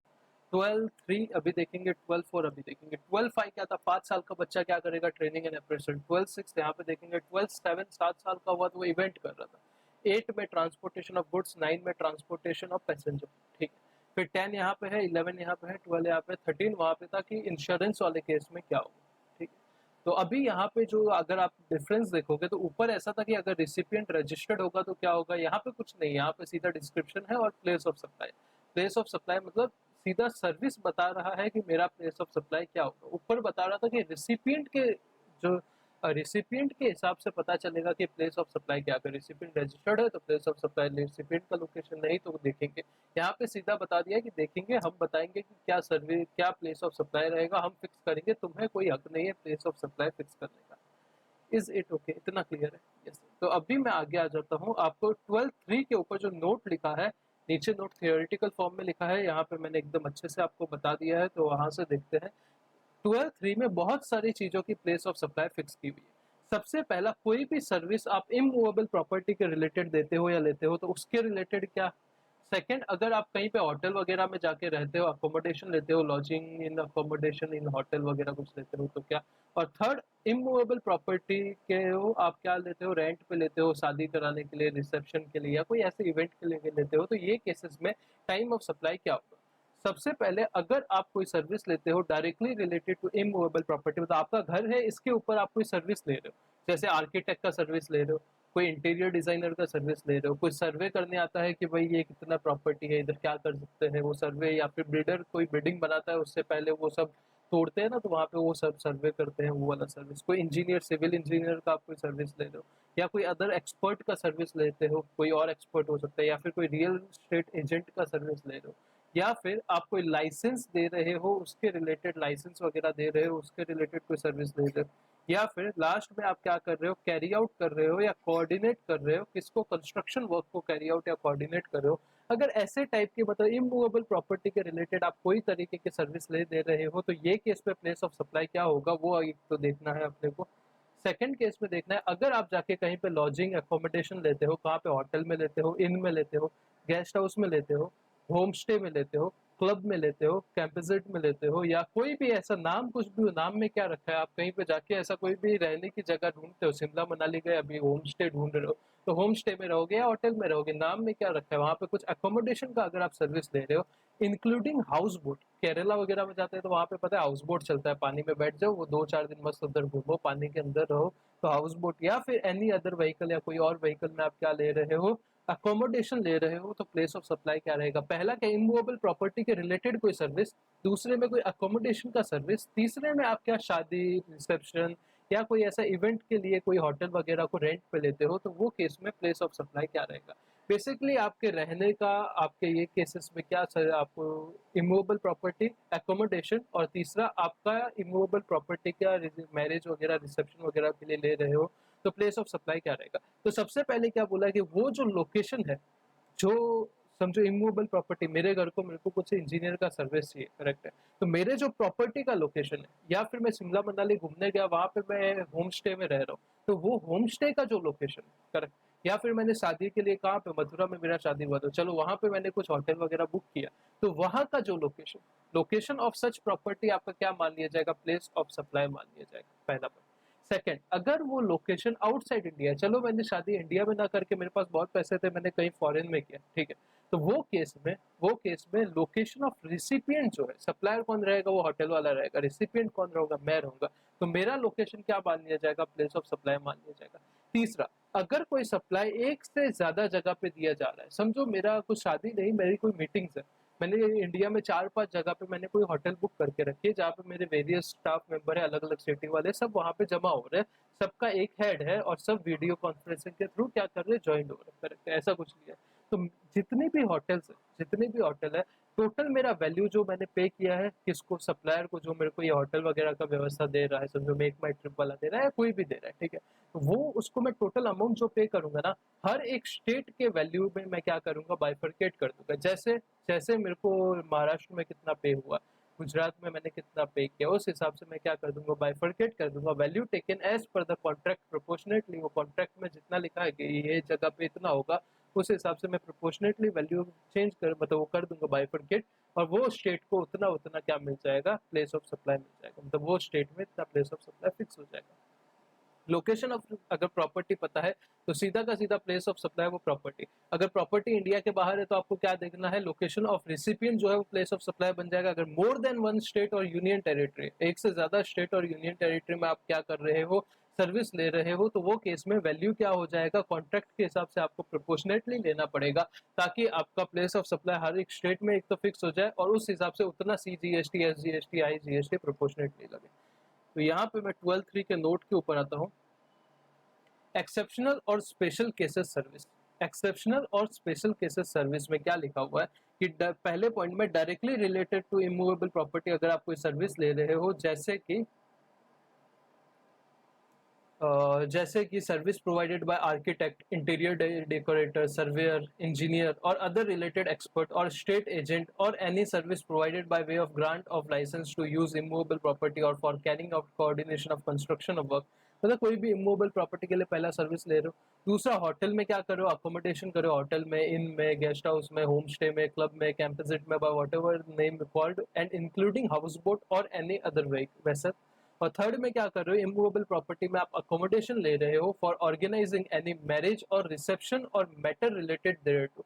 आप क्या कर रहे हो, इमूवेबल प्रॉपर्टी में अकोमोडेशन ले रहे हो, क्यों, क्योंकि आप ऑर्गेनाइज कर रहे हो या तो शादी या रिसेप्शन या ऐसा कोई मैटर, ऑफिशियल पर्पज के लिए, सोशल पर्पज के लिए, कल्चरल पर्पज के लिए, रिलीजियस पर्पज के लिए, बिजनेस पर्पज के लिए, function including service provided in relation to such function at such property, ठीक, या फिर इन सब के रिलेटेड कोई एंसिलरी सर्विस भी है तो वो भी आपका यहाँ पे फिक्स हो जाएगा। तो ये सबके लिए प्लेस ऑफ सप्लाई क्या रहेगा sir, location of immovable property अगर पता है, बोट का, इमूवेबल प्रॉपर्टी का, वेसल का, तो वो केस में लोकेटेड, उसका लोकेशन और इंटेंडेड टू बी लोकेटेड क्या मान लिया जाएगा, प्लेस ऑफ सप्लाई मान लिया जाएगा। दूसरा, अगर located outside, location outside India है तो place of supply location of recipient मान लिया जाएगा। अगर location more than one state और यूनियन टेरिटरी है तो वैल्यू जो है वो प्रोपोर्शनेटली लेना पड़ेगा एज पर कॉन्ट्रैक्ट और agreement entered into this regard, और in absence of such contract, absence of such contract में भी आप क्या करो, प्रोपोर्शनेट कर दो। तो ये वाला पार्ट एक बार रीड कर लो, 12(3) वाला। 12(3) सबसे बड़ा है, तो ये एक बार रीड कर लो। बड़ा तो क्या है, सिंपल सी बात है, आप तीन पर्पस के लिए ले रहे हो, इमूवेबल प्रॉपर्टी के ऊपर कोई काम करा रहे हो, दूसरा काम क्या करा रहे हो, कहीं पे रहने जा रहे हो, अकोमोडेशन, तीसरा भी अकोमोडेशन है पर बड़े पर्पस के लिए, शादी वादी के लिए करा रहे हो। तो अगर प्रॉपर्टी का लोकेशन पता है तो वही आपका क्या मान लिया जाएगा, प्लेस ऑफ सप्लाई। अगर प्रॉपर्टी का जो लोकेशन है वो इंडिया के बाहर है तो रिसिपिएंट का लोकेशन प्लेस ऑफ सप्लाई। अगर एक से ज्यादा लिया है तो उसको बाइफर्केट कर दो, प्रोपोर्शनेट कर दो। तो ये इतना हो गया, फटाफट रीड करो। ये 12(3) है। 12(2) क्या था, एकदम बेसिक पॉइंट था। 12(2) में एकदम बेसिक पॉइंट था, ये 12(3) है। 12(4) आगे देखते हैं।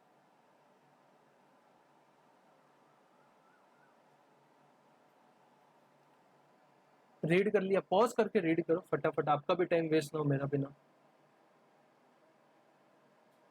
अभी नेक्स्ट आते हैं 12.4 के ऊपर। 12.4 क्या बोलता है, 6 पॉइंट है, 6 पॉइंट के केस में प्लेस ऑफ सप्लाई क्या होगा, जहां पे वो काम करा रहे हो वही आपका क्या मान लिया जाएगा, प्लेस ऑफ सप्लाई। 6 में क्या, देखो 6 में 2 into 3 पकड़ लो, 2 2 का 3 जोड़ी बना लो। सबसे पहले ब्यूटी ट्रीटमेंट और फिटनेस, ब्यूटी और फिटनेस एक साथ होता है, मतलब सबसे पहले आप ब्यूटीफुल दिखोगे फिर आप फिट रहोगे, तो ये दोनों एक है। फिर रेस्टोरेंट और कैटरिंग का सर्विस, ये एक बन जाएगा। रेस्टोरेंट का सर्विस मतलब पता है अपन रेस्टोरेंट पे कुछ खाने जाते हैं, कैटरिंग का तो वो शादी वादी में महाराज जाते हैं ना, वो कैटरिंग का सर्विस।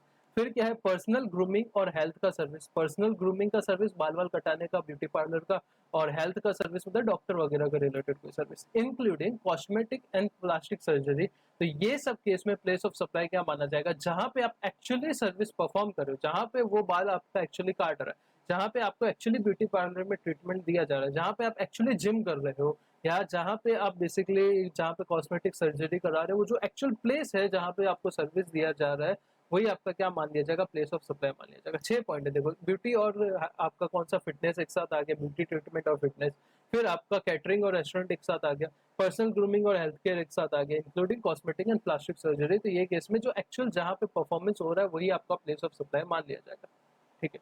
फिर 12 6 पे आते हैं, 4 के बाद 6 है सर। 5 क्या आता है, 5 जो आप इवेंट और 5 में आप ट्रेनिंग एंड अप्रेजल जो कर रहे थे, ट्रेनिंग एंड अप्रेजल 5 में था, 5 साल का बच्चे का ट्रेनिंग मिलेगा, मैंने करेक्ट मैंने बोला था। 6 में क्या है, एडमिशन टू इवेंट और अम्यूजमेंट पार्क। सर ये इवेंट ये वाला पॉइंट तो 12.7 में था, आपने बोला 7 साल का बच्चे को अभी बोलेंगे डांस वगैरह करने को, तो वो क्या पॉइंट था पता है, वहां पे आप इवेंट को ऑर्गेनाइज करा रहे थे, समझो। मैं मेरे को एक इवेंट करना है, आप क्या बोलते हो सर, मैं आपका एक इवेंट ऑर्गेनाइज करा देता हूँ, बहुत बड़ा एक मैं पार्क लूंगा, वहां पे सब स्टेज वगैरह लगाने का काम मेरा, माइक वगैरह स्पीकर वगैरह लगाने का सब काम मेरा है, आपको आके से भाषणबाजी करना है। पर यहाँ पे वो नहीं है, यहाँ पे क्या है, आप समझो इवेंट या फिर अम्यूजमेंट पार्क, समझो संदीप माहेश्वरी का कोई इवेंट हो रहा है, हालांकि वो पैसा नहीं लेता, फॉर एग्जाम्पल वो लेता है, तो वो जो भी अपने 10,000 रुपए चार्ज करेगा इवेंट का, उसके ऊपर जो जीएसटी लगेगा उसकी बात हो रही है। वो केस में सीजीएसटी लगेगा कि आईजीएसटी लगेगा, वहां का प्लेस ऑफ सप्लाई। समझो आप एसएल वर्ल्ड में घूमने जा रहे हो, अम्यूजमेंट पार्क में घूमने जा रहे हो, तो वो केस में जो भी उसके ऊपर जो उसका खर्चा रहेगा 1,000 रुपीज, समझो अम्यूजमेंट पार्क का टिकट है, उसके ऊपर जो जीएसटी लग रहा है वहां की बात हो रही है। उसमें आप इवेंट जो 12.7 है उसमें आप इवेंट ऑर्गेनाइज करा रहे थे, यहाँ पे आप सिर्फ एडमिशन ले रहे हो, एडमिशन टू इवेंट और अम्यूजमेंट पार्क। तो यहाँ पे जो आपका इवेंट जहाँ एक्चुअली हेल्ड है, या फिर जहाँ पे वो अम्यूजमेंट पार्क आपका एक्चुअली हेल्ड है, वही आपका क्या मान लिया जाएगा, location of place of supply मान लिया जाएगा, where event is actually held और where such other is located. Other is located क्या होता है, एक सेकंड मैं देख के बताता हूँ। बेसिकली इतना है कि जहाँ पे वो आपका इवेंट एक्चुअली हेल्ड वगैरह में अगर आप एडमिशन लेने जाते हो, तो आपका प्लेस ऑफ सप्लाई क्या फिक्स होगा, जो एक्चुअली वो इवेंट की लोकेशन है जहाँ पे वो एक्चुअली हेल्ड हुआ है, या फिर वेयर सच अदर प्लेस, यहाँ पे प्लेस वर्ड मिसिंग है, अदर प्लेस इज लोकेटेड, मतलब ऐसी जगह जहाँ पे वो प्लेस लोकेटेड है, वो आपका क्या मान लिया जाएगा, प्लेस ऑफ सप्लाई। नेक्स्ट आते हैं 12.10, सीधा 10 से 12.2 क्या था, वो नॉर्मल वाला पॉइंट, अगर वो 3 से लेके 14 तक तुम कवर नहीं होगे तो 2 में आ जाओगे, करेक्ट। 3 क्या था, 3 आपका सिंपल यहाँ पे वो जो एकोमोडेशन वाला सर्विस था, या फिर आपका रेंटिंग वाला सर्विस था, इंजीनियर आर्किटेक्ट, वो सब 3 में आ जाते हैं। 12.4 में आपका 6 point beauty treatment, fitness, restaurant, catering, personal grooming, health, correct. 5 में क्या आएगा, 5 साल का बच्चा कहाँ जाएगा, वो आपका परफॉर्मेंस अप्रेजल या ट्रेनिंग के लिए जाएगा। 6 में क्या, एडमिशन टू इवेंट। 7 में क्या आएगा, आपका जो इवेंट एक्चुअली ऑर्गेनाइज करा रहे, organisation of event 7, 12.7। 12.8 transportation of goods, 12.9 transportation of passenger. 12.10 के ऊपर आते हैं, आप क्या कर रहे हो on board a conveyance including vessel, aircraft, train और मोटर व्हीकल। मतलब मोटर व्हीकल में, ट्रेन में, एयरक्राफ्ट में, वेसल में, चलती गाड़ी में आपको कोई सर्विस मिल रहा है, तो उसका प्लेस ऑफ सप्लाई क्या फिक्स करें। ऊपर था पता है, चलती गाड़ी में अगर आपको गुड्स दिया जा रहा है तो उसका प्लेस ऑफ सप्लाई क्या फिक्स किया जाए, तो उसमें तो क्या था कि जहां पे वो गुड्स आपका अंदर डाला था, वो गाड़ी में कहाँ पे डाला था, वो जगह आपका प्लेस ऑफ सप्लाई मान लिया जाएगा। पर यहाँ पे क्या माना जाएगा, ये तो आपकी चलती गाड़ी में आपको सर्विस मिल रहा है, चलती एरोप्लेन में आपको एयर होस्टेस का सर्विस मिल रहा है, चलती शिप में आपको किसी चीज का सर्विस मिल रहा है, तो वो केस में आपका प्लेस ऑफ सप्लाई क्या फिक्स किया जाएगा, तो जो location of first schedule point है of departure of that conveyance. समझो कि आपका एक फ्लाइट है जो मुंबई से निकलता है, चेन्नई जाता है, चेन्नई से फिर आगे श्रीलंका जाता है, आपको ये पॉइंट पे बीच में आपको क्या मिल रहा है, सर्विस मिल रहा है, तो आपका प्लेस ऑफ सप्लाई क्या फिक्स होगा। प्लेस ऑफ सप्लाई सिंपल है। जब फर्स्ट डिपार्चर पॉइंट कौन सा था, location of first schedule point of departure Mumbai था, करेक्ट है। जो फर्स्ट शेड्यूल पॉइंट था वो आपका क्या मान लिया जाएगा, प्लेस ऑफ सप्लाई मान लिया जाएगा। अगर कहीं पे भी ये जर्नी में आपको क्या मिलेगा, कोई भी सर्विस मिलेगा, तो जो फर्स्ट शेड्यूल पॉइंट रहेगा जहां आपको सर्विस मिला है वो आपका प्लेस ऑफ सप्लाई मान लिया जाएगा। 12-10 हो गया, ठीक है। 12-11 क्या बोलता है, नोट के बारे में बात करता है, टेली कम्युनिकेशन सर्विस लास्ट में करते हैं। 12-12 क्या बात करता है, banking and other financial services including stock broking services, banking services plus कोई और फाइनेंशियल सर्विस जैसे एनबीएफसी वगैरह हो गया, इंक्लूडिंग कोई स्टॉक ब्रोकर का जो है आपके मोतीलाल ओसवाल हो गया, फिर शेर खान हो गया, ये सब आपके स्टॉक ब्रोकर है ना, जीरोधा हो गया। ये लोग अगर आपको कोई सर्विस दे रहे हैं, कोई बैंक आपको सर्विस दे रहा है, कोई आपको फाइनेंशियल सर्विसेज मिल रही है जैसे म्यूचुअल फंड वगैरह का सर्विस मिल रहा है, तो वो केस में आपका क्या माना जाएगा प्लेस ऑफ सप्लाई। तो सिंपल सी बात है, अगर वो बैंक वाले के पास आपका एड्रेस है तो लोकेशन ऑफ रिसिपिएंट, अगर कुछ एड्रेस वगैरह नहीं है तो लोकेशन ऑफ सप्लायर। जो आपका 12-2 होता था ना, वैसा ही सेम है कि अगर एड्रेस है आपका तो आपका लोकेशन ऑफ रिसिपिएंट, अगर एड्रेस नहीं है तो लोकेशन ऑफ सप्लायर आपका क्या मान लिया जाएगा, प्लेस ऑफ सप्लाई मान लिया जाएगा। लास्ट पॉइंट 12-14 क्या बोलता है, एड्रेस। 12-13 क्या था, इंश्योरेंस वाला था जो हम लोग ने ऊपर देखा, उसमें हमेशा लोकेशन ऑफ रिसिपिएंट होता था। 12-14 क्या बोलता है, advertisement of services to central government, state government, local authority और स्टैट्यूटरी बॉडी। आप कोई एडवर्टीजमेंट एजेंसी हो, आप एडवर्टाइजर हो, आप क्या करो, गवर्नमेंट को या तो सेंट्रल लेवल पे, स्टेट लेवल पे, म्यूनिसिपैलिटी लेवल पे या फिर स्टैट्यूटरी बॉडी है कोई, उसको क्या कर रहे हो, आप सर्विस दे रहे हो। कौन सा सर्विस दे रहे हो, एडवर्टीजमेंट का सर्विस दे रहे हो, तो वो केस में आपका प्लेस ऑफ सप्लाई कैसे फिक्स होगा। तो place of supply in each of such state और यूनियन टेरिटरी, जो आपने स्टेट में सर्विस दिया है या जितना आपने यूनियन टेरिटरी में सर्विस दिया है वो आपका क्या मान लिया जाएगा, प्लेस ऑफ सप्लाई।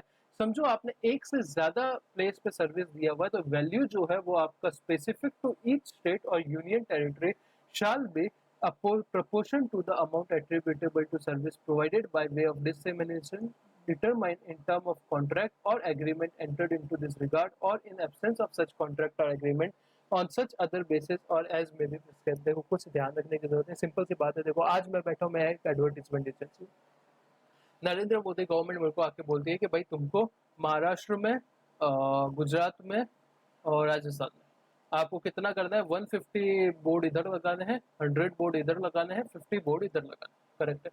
तो ये उन्होंने मेरे को कॉन्ट्रैक्ट दे दिया, तो मेरा प्लेस ऑफ सप्लाई कैसे फिक्स होगा, 150 बोर्ड का महाराष्ट्र में फिक्स हो जाएगा, 100 बोर्ड का गुजरात में फिक्स हो जाएगा, 50 बोर्ड का राजस्थान में फिक्स हो जाएगा।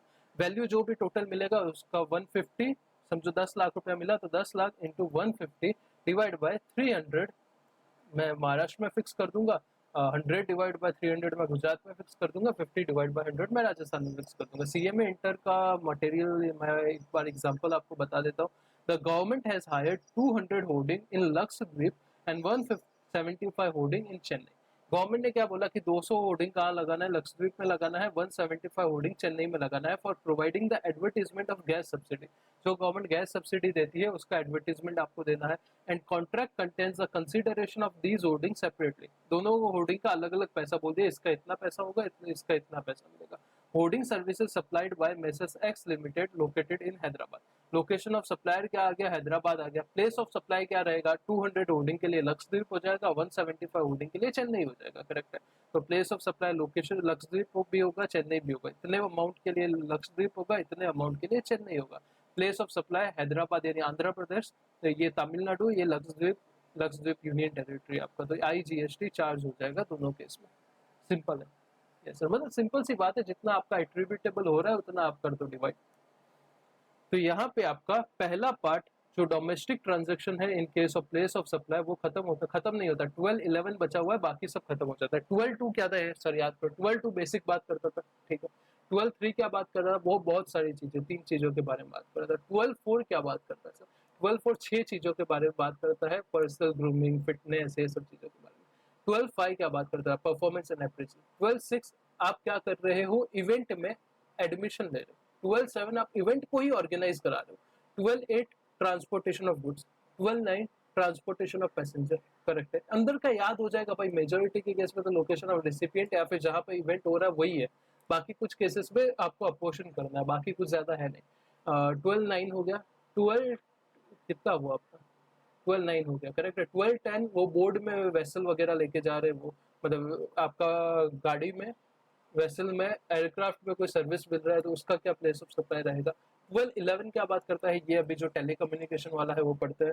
12-12 बैंकिंग वाला बात करता था, बैंकिंग स्टॉक ब्रोकिंग। 12-13 इंश्योरेंस वाला बात करता है। 12-14 क्या बात करता है, लास्ट वाला एडवर्टीजमेंट वाला। 12-11 सर लास्ट में क्यों लिखा, इसमें तो 2-3 पार्ट है इजी, कुछ वो बड़ी बात नहीं है, पर 3-4 पार्ट है तो इसको एक अलग से नोट बना के डाल दिया है।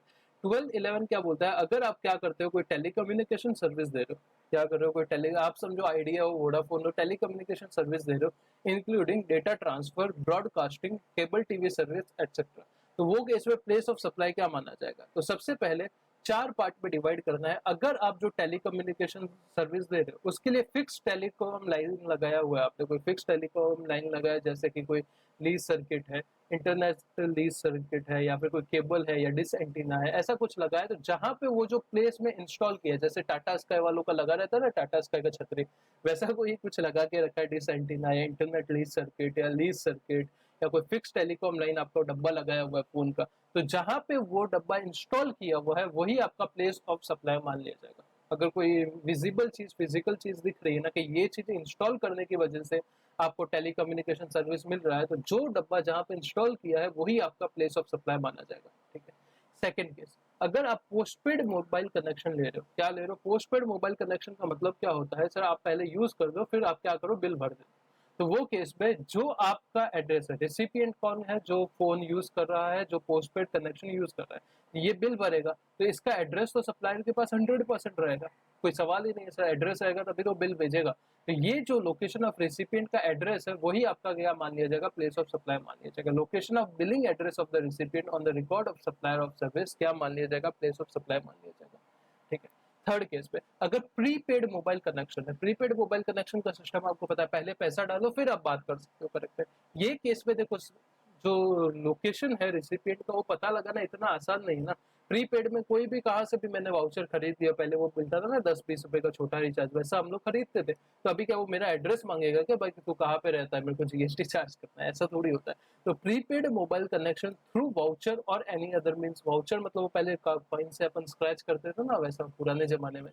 तो अगर प्रीपेड वाउचर ले रहे हो मोबाइल कनेक्शन के लिए, या फिर कोई ऐसी और चीज ले रहे हो, किससे ले रहे हो, या तो थ्रू सेलिंग एजेंट और रीसेलर और डिस्ट्रीब्यूटर ऑफ रिचार्ज कूपन, जो वो लोग दुकान वाले रहते थे जो मोबाइल रिपेयरिंग भी करते थे और रिचार्ज भी करते थे, उनसे ले रहे हो, या फिर by any person to the final subscriber, या फिर कोई ऐसा आदमी जो फाइनल सब्सक्राइबर को क्या कर रहा है, वो नेट रिचार्ज करके दे रहा है, जैसे एंड में सब लोग के पास पेटीएम आ गया था तो वो लोग पेटीएम से ही करते थे, पता है। तो ये दो केस में आपका क्या माना जाएगा, प्लेस ऑफ सप्लाई, जो सेलिंग एजेंट जो आपका वो दुकान वाला है या फिर रीसेलर या डी डिस्ट्रीब्यूटर है, उसका एड्रेस जो है ना वही आपका क्या मान लिया जाएगा, प्लेस ऑफ सप्लाई मान लिया जाएगा। एड्रेस ऑफ सेलिंग एजेंट या फिर रीसेलर या फिर distributor as per the record of supplier, supplier मतलब आपका आइडिया हो गया, फिर वोडाफोन हो गया, वो लोग। और सेकंड पॉइंट में क्या लिखा है, location where such pre payment is receive or such voucher are sold, अगर वो भी नहीं पता तो क्या करो कि जहां पे प्री पेमेंट आपको मिला है या फिर आपने जहां पे वाउचर सोल्ड किया है वो आपका क्या मान लिया जाएगा, प्लेस ऑफ सप्लाई मान लिया जाएगा। सबसे पहले अगर कोई फिजिकल डब्बा इंस्टॉल है तो वो आपका प्लेस ऑफ सप्लाई। पोस्टपेड के केस में तो लोकेशन ऑफ रेसिपिएंट पता रहेगा, वही आपका प्लेस ऑफ सप्लाई। प्रीपेड में पता लगाना मुश्किल, तो वो केस में क्या करना है, सिंपल सा काम करना है, जहां पे वो दुकान वाला बेच रहा है, जो भी दुकान वाले वाउचर बेचते थे ना, वो ही हम क्या मान लेंगे, प्लेस ऑफ सप्लाई। अगर वो नहीं पता चल रहा है तो वो केस में जहां पे आपको प्री पेमेंट मिला है, पैसा मिला है या वाउचर जहां से बिके हैं, वो आपका प्लेस ऑफ सप्लाई मान लिया जाएगा।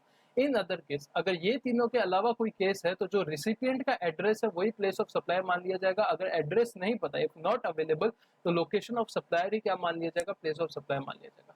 इसके अलावा ये 3 केस के अलावा क्या कैसे निकाले प्लेस ऑफ सप्लाई, तो जो रिसिपिएंट का एड्रेस है आपके पास वही प्लेस ऑफ सप्लाई ले लो।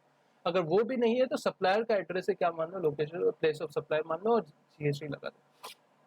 If such prepaid services is availed or the recharge is made online, अगर ऑनलाइन मैंने पेटीएम से या जियो का वो जो ऐप है उससे मैंने अपना रिचार्ज कर दिया, तो जो लोकेशन ऑफ रिसिपिएंट है, मेरा रिसिपिएंट का जो लोकेशन है वो आराम से गूगल मैप से पता चल जाएगा, वही क्या मान लिया जाएगा, वो आपका प्लेस ऑफ सप्लाई मान लिया जाएगा। और अगर नहीं पता चलता है तो जो सप्लायर है उसका लोकेशन प्लेस ऑफ सप्लाई मान लिया जाएगा। कॉमन यही इतना बात बता रहा है कि अगर रिसिपिएंट का लोकेशन पता है तो वही ले लो, अगर नहीं पता तो लोकेशन ऑफ सप्लायर आपका प्लेस ऑफ सप्लाई बन जाएगा। क्लियर है। कुछ नहीं बात कर रहा है, सिंपल सी बात कर रहा है। अगर फिक्स लाइन है तो वो जगह पे जहाँ डब्बा इंस्टॉल है वही आपका place of supply. Post paid में लोकेशन ऑफ रेसिपिएंट आपका place of supply. Pre paid में जहां से बिका या जहां पैसा मिला वो प्लेस ऑफ सप्लाई। और अदर केसेस में रिसिपिएंट का लोकेशन प्लेस ऑफ सप्लाई, अगर नहीं पता तो सप्लायर का लोकेशन प्लेस ऑफ सप्लाई। पढ़ लो इतना।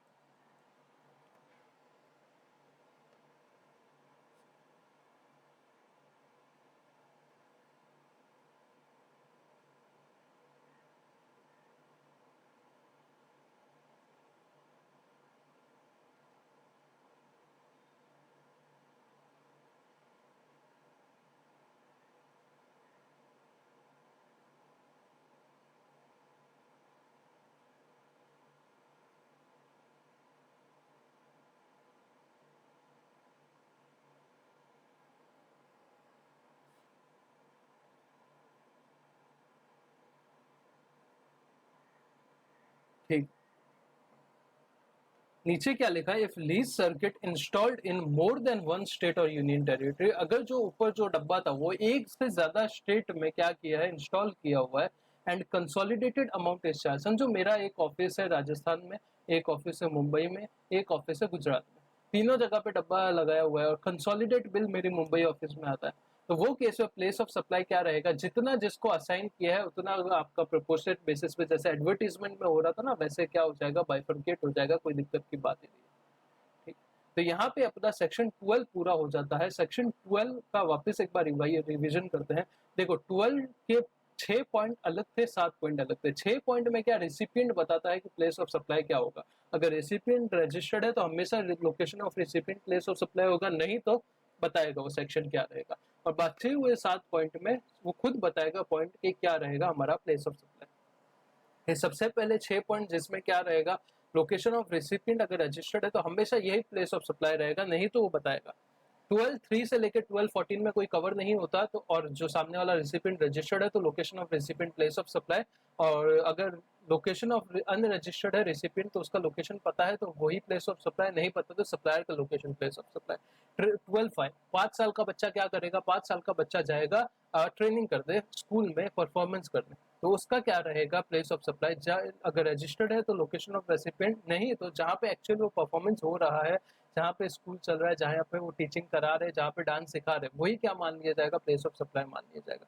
12(7) organisation of event and ancillary service. आप क्या कर रहे हो, इवेंट ऑर्गेनाइजेशन करा रहे हो। 12(6) जो होता है उसमें आप एडमिशन कर रहे हो इवेंट में, दोनों में फर्क समझ लेना। अगर आप ऑर्गेनाइज करा रहे हो इवेंट या उसके रिलेटेड कोई एंसिलरी सर्विस दे रहे हो, जो रिसिपिएंट को दे रहे हो, अगर वो रजिस्टर्ड है तो location of recipient place of supply. अगर नहीं है तो क्या देखना है, कहाँ इवेंट हुआ है, कहाँ इवेंट एक्चुअली हुआ है। अगर इवेंट इंडिया के अंदर हुआ है तो जहाँ इवेंट हुआ है वही प्लेस ऑफ सप्लाई। अगर इंडिया के बाहर हुआ है तो रिसिपिएंट का लोकेशन आपका प्लेस ऑफ सप्लाई। अगर गुड्स ट्रांसपोर्ट कर रहे हो तो वो केस में जहाँ पे आपने ट्रांसपोर्टर को हैंडओवर किए थे वो आपका प्लेस ऑफ सप्लाई। अगर आउटसाइड जा रहा है तो डेस्टिनेशन ऑफ गुड्स। ट्रांसपोर्ट कर रहे हो पैसेंजर का तो वो केस में जहाँ पे पैसेंजर एम्बार्क हुआ था, रजिस्टर्ड है तो लोकेशन ऑफ रेसिपिएंट है, वो मैं बार बार नहीं बताऊंगा। एम्बार्क हुआ था, जहाँ पे पैसेंजर एम्बार्क हुआ था वो आपका प्लेस ऑफ सप्लाई। अगर आपने पास दिया और पता नहीं है वो कहाँ पे एम्बार्क होता है तो वो केस में आपको क्या देखना है, जो उसका 12(2) के हिसाब से अगर उसका रिकॉर्ड आपके पास है तो location of recipient place of supply, नहीं तो supplier place of supply. Insurance के केस में हमेशा लोकेशन ऑफ रेसिपिएंट ही रहेगा प्लेस ऑफ सप्लाई। फिर 12(3) की बात करें तो 12(3) भाई इजी था, कुछ ऐसा था नहीं।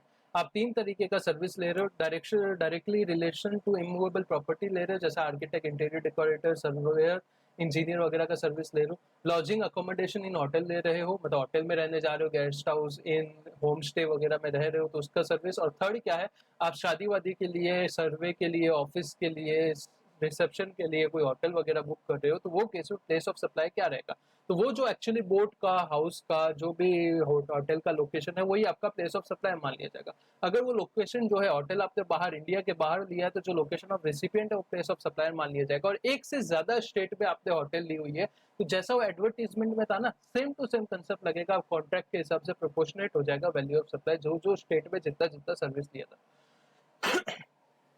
सॉरी 12(4) क्या बात करता है, ब्यूटी ट्रीटमेंट, फिटनेस, 6 पॉइंट है ना, दो दो की 3 जोड़ी बना लो ना। ब्यूटी ट्रीटमेंट और फिटनेस एक जोड़ी, रेस्टोरेंट कैटरिंग एक जोड़ी, personal grooming health care service एक जोड़ी, और कॉस्मेटिक और प्लास्टिक सर्जरी एक जोड़ी करके, ठीक है। जहाँ पे आप एक्चुअली ये काम करवा रहे हो, जहाँ पे एक्चुअली जिम है, जहाँ पे एक्चुअली ब्यूटी पार्लर है, जहाँ पे एक्चुअली रेस्टोरेंट है, जहाँ पे एक्चुअली आपका सलून है, जहाँ पे एक्चुअली डॉक्टर की दुकान है, वो सब क्या मान लिया जाएगा, आपका प्लेस ऑफ सप्लाई मान लिया जाएगा।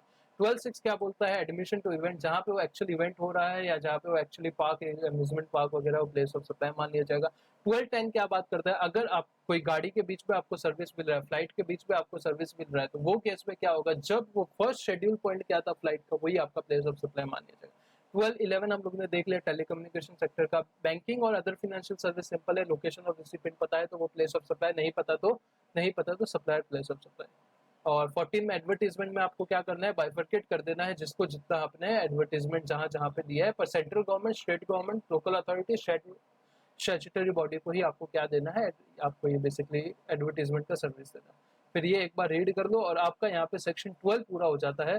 अभी सेक्शन 13 के साथ आपका IGST एक्ट जितना CS एग्जीक्यूटिव के मॉड्यूल में है वो लगभग पूरा 100% हो जाएगा, कोई दिक्कत की बात नहीं है। ठीक है, तो section 13 of IGST act, where location of receipt supplier और location of recipient is outside India, मतलब दोनों में से एक, या तो सप्लायर का लोकेशन है, रिसिपिएंट का लोकेशन, दोनों में से एक लोकेशन कहाँ है, आउटसाइड इंडिया। ये लेक्चर के बाद एक और आपको लेक्चर मिल जाएगा, टेंशन मत लो, जिसमें ये CMA के मॉड्यूल में बहुत अच्छे अच्छे एग्जांपल्स दिए हुए हैं, वो हम लोग सब सेक्शन 7 देखा इंटरस्टेट सप्लाई, सेक्शन 8 देखा intrastate supply, section 9 territorial water, section 10 place of supply in case of goods domestic transaction, place of supply in case of goods international transaction, section 11 देखा, section 12 देखा place of supply in case of service domestic transaction. यहाँ पे अभी देखेंगे place of supply in case of service international transaction, जहाँ पे मतलब या तो लोकेशन ऑफ सप्लायर या लोकेशन ऑफ रिसिपिएंट, दोनों में से एक आदमी कहाँ पे है, इंडिया से बाहर। तो यहाँ पे सबसे पहले बात करें सेक्शन 13(2) की, तो 13(2) जैसे 12(2) था वैसे था जनरल कंडीशन, मतलब अगर 13(3) से लेके 13 आगे कितना है, यहाँ पे 12 तक है, 13-12 तक कोई चीज नहीं आएगी, तो मतलब यहाँ पे कोई ट्रांजेक्शन इसको छोड़ के कोई और ट्रांजेक्शन है तो वो कहाँ पे कवर हो जाएगा, 13(2) में हो जाएगा, जैसा कि सेम टू सेम 12(2) में था। ठीक है, वहां पे 13 पॉइंट अपने को पढ़ने थे, यहाँ पे थोड़ा कम पढ़ना है, 11 पॉइंट पढ़ना है, जो कि उससे कंपेरेटिव ठीक ठीक है, मतलब सेम टू सेम पॉइंट ही कवर है, बस यहाँ पे कहीं कहीं पे 1-2 पॉइंट अलग है, बाकी सब एज इट इज है, तो अपने को कोई टेंशन की बात है नहीं। ठीक है, तो सबसे पहले 13(2) क्या बोलता है, जनरल कंडीशन, मतलब अगर आपका कोई भी ट्रांजेक्शन 13(3) से लेके 13(12) तक कवर नहीं है तो वो कहाँ पे कवर हो जाएगा, 13(2) में कवर हो जाएगा। प्लेस ऑफ सप्लाई क्या मान लिया जाएगा, लोकेशन ऑफ रेसिपिएंट मान लिया जाएगा, जैसे कि ऊपर था। अगर लोकेशन ऑफ रेसिपिएंट नहीं मिल रहा है तो लोकेशन ऑफ सप्लायर ही क्या मान लिया जाएगा, प्लेस ऑफ सप्लाई मान लिया जाएगा under section 13(2). Location of recipient, place of supply, अगर आपके पास डिटेल है, अगर डिटेल नहीं है तो लोकेशन ऑफ सप्लायर ही आपका क्या मान लिया जाएगा, प्लेस ऑफ सप्लाई मान लिया जाएगा। Is it okay? फिर नेक्स्ट आता है सेक्शन 13(3). 13(3) लास्ट में करेंगे, थोड़ा सा बड़ा है तो लास्ट में कर लेते हैं 13(3), उससे पहले 13(4) पे आ जाते हैं, जिसमें जो अगर आपको याद है तो हम लोग ने 12(3) पॉइंट पढ़ा था, पता है, जिसमें इमूवेबल प्रॉपर्टी के लिए कोई सर्विसेज मेंशन थी, वही वाली सब सर्विसेज अगर लोकेशन ऑफ रिसिपिएंट या लोकेशन ऑफ सप्लायर दोनों में से एक कोई आउट ऑफ इंडिया है तो वो सेम सप्लाई का क्या होगा, प्लेस ऑफ सप्लाई, वो बात की है। Service supply directly in relation to immovable property including hotel, guest house, inn या आर्किटेक्ट सर्विस, वो सब चीजें जो थी जो वहां पे थी सेम टू सेम यहाँ पे आ चुकी है। तो लोकेशन क्या, प्लेस ऑफ सप्लाई क्या रहेगी, जो वो प्रॉपर्टी का लोकेशन रहेगा सेम टू सेम यहाँ पे क्या मान लिया जाएगा, location of such property place of supply मान लिया जाएगा। वहां पे भी ऐसा ही था, लोकेशन ऑफ सच प्रॉपर्टी क्या मान लिया जाएगा, प्लेस ऑफ सप्लाई मान लिया जाएगा, यहाँ पे भी वही है। पर वहां पे 2-3 पॉइंट और थे जो कि यहाँ पे देखने की जरूरत नहीं है, यहाँ पे सिर्फ सिंपल सी बात है, जो आपका प्रॉपर्टी का लोकेशन है वही आपका प्लेस ऑफ सप्लाई मान लिया जाएगा। 13(5) क्या बोलता है, वहां पे क्या था पता है, 12(6) और 12(7) जो था ना वो यहाँ पे 13(5), अगर आप एडमिशन ले रहे हो या आप ऑर्गेनाइजेशन करा रहे हो किसका, इवेंट का, तो जो वहां पे आपका इवेंट एक्चुअली हेल्ड है वही आपका क्या मान लिया जाएगा, प्लेस ऑफ सप्लाई मान लिया जाएगा। वहां पे देखो 13(6) क्या था, एडमिशन था, 13(7) ऑर्गेनाइजेशन था, यहाँ पे दोनों 12(6) और 12(7) था, यहाँ पे 13(5) में दोनों मर्ज कर दिया है, एडमिशन और ऑर्गेनाइजेशन ऑफ इवेंट। तो कहाँ पे, जहाँ पे वो इवेंट एक्चुअली हेल्ड हुआ है वही आपका क्या मान लिया जाएगा, प्लेस ऑफ सप्लाई मान लिया जाएगा। यहाँ पे जहाँ पे एक्चुअली आपकी प्रॉपर्टी है लोकेटेड है वही आपका क्या मान लिया जाएगा, प्लेस ऑफ सप्लाई मान लिया जाएगा। 13(6) क्या बोलता है, वेयर सर्विसेज अंडर सेक्शन 13(3), मतलब जो मैंने अभी तक नहीं बताया लास्ट में देखेंगे, 13(4) जो कि आपका इमूवेबल प्रॉपर्टी के रिलेटेड सर्विस था, या 13(5) जो कि आपका इवेंट के रिलेटेड सर्विस था। प्रोवाइडेड एट मल्टीपल लोकेशन, मतलब अलग अलग जगह पे आपने ये सर्विस दी है। समझो इवेंट आपने दुबई में कराया, लंदन में कराया, मुंबई में कराया, सिंगापुर में कराया, अलग अलग जगह पे इवेंट का सर्विस आप दिया है एक रेसिपिएंट को। एंड वन और more location fall in taxable territory, जिसमें एक जो लोकेशन था वो मुंबई भी था, मतलब टैक्सेबल टेरिटरी मतलब इंडिया में भी था। तो वो केस में आपका प्लेस ऑफ सप्लाई क्या माना जाएगा? जो आपका टैक्सेबल टेरिटरी का लोकेशन है मुंबई जो है, वो आपका क्या मान लिया जाएगा? प्लेस ऑफ सप्लाई मान लिया जाएगा। 13(3), 13(4), 13(5) तीनों टाइप में से जो सर्विस है वो आपने क्या किया, एक या एक से ज्यादा जगह पे दिया है, और उसमें से एक जगह टैक्सेबल टेरिटरी मतलब इंडिया भी है, तो वो केस में जो टैक्सेबल टेरिटरी का लोकेशन है वही आपका क्या मान लिया जाएगा? प्लेस ऑफ सप्लाई मान लिया जाएगा।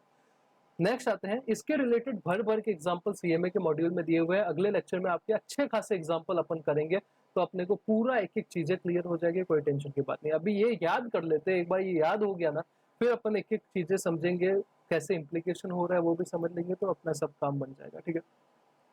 13(7) क्या बोलता है? Where supply of service is supplied in one और मोर यूनियन टेरिटरी। जो ऊपर वाली सप्लाई है वो एक या एक से ज्यादा यूनियन टेरिटरी या एक से ज्यादा स्टेट में अगर आपने प्रोवाइड की है, तो क्या होगा? तो सेम बात है जो आपका एडवर्टीजमेंट वाला था ना ऊपर, कौन सा था? 12(14) एडवर्टीजमेंट वाला। प्रोपोर्शनेट बेसिस पे जो कौन से स्टेट में जितना आपने सर्विस दिया है उतना वो स्टेट का प्रोपोर्शन लेके उतना जीएसटी भर देंगे, कोई दिक्कत की बात नहीं। तो यहाँ तक अपन ने कितना देखा? देखो 13(12) तक पॉइंट है, 13(7) तक अपना हो गया, मतलब कितना हो गया? 6 पॉइंट हो गया है, 11 में से 6 हो गया, सिर्फ 5 बाकी है। सबसे पहले तो देखो general condition. The general condition क्या बोलता है कि अगर आपके पास लोकेशन ऑफ रिसिपिएंट है, रिसिपिएंट का एड्रेस है, तो वही आपका प्लेस ऑफ सप्लाई हो जाएगा। कोई सोचने की जरूरत नहीं, विचारने की जरूरत नहीं, वही आपका प्लेस ऑफ सप्लाई बन जाएगा। अगर नहीं है तो लोकेशन ऑफ सप्लायर आपका प्लेस ऑफ सप्लाई बन जाएगा, प्लेस ऑफ सप्लाई बन जाएगा। 13(3) परफॉर्मेंस बेस्ड सर्विस है, लास्ट में देखते हैं, थोड़ा सा बड़ा है। 13(4) क्या बात करता है? 13(4) बात करता है अगर आप कोई इमूवेबल प्रॉपर्टी के रिलेटेड सर्विस ले रहे हो, तो जहां पे वो प्रॉपर्टी लोकेटेड है वही आपका प्लेस ऑफ सर्विस सप्लाई बन जाएगा, कोई टेंशन की बात नहीं।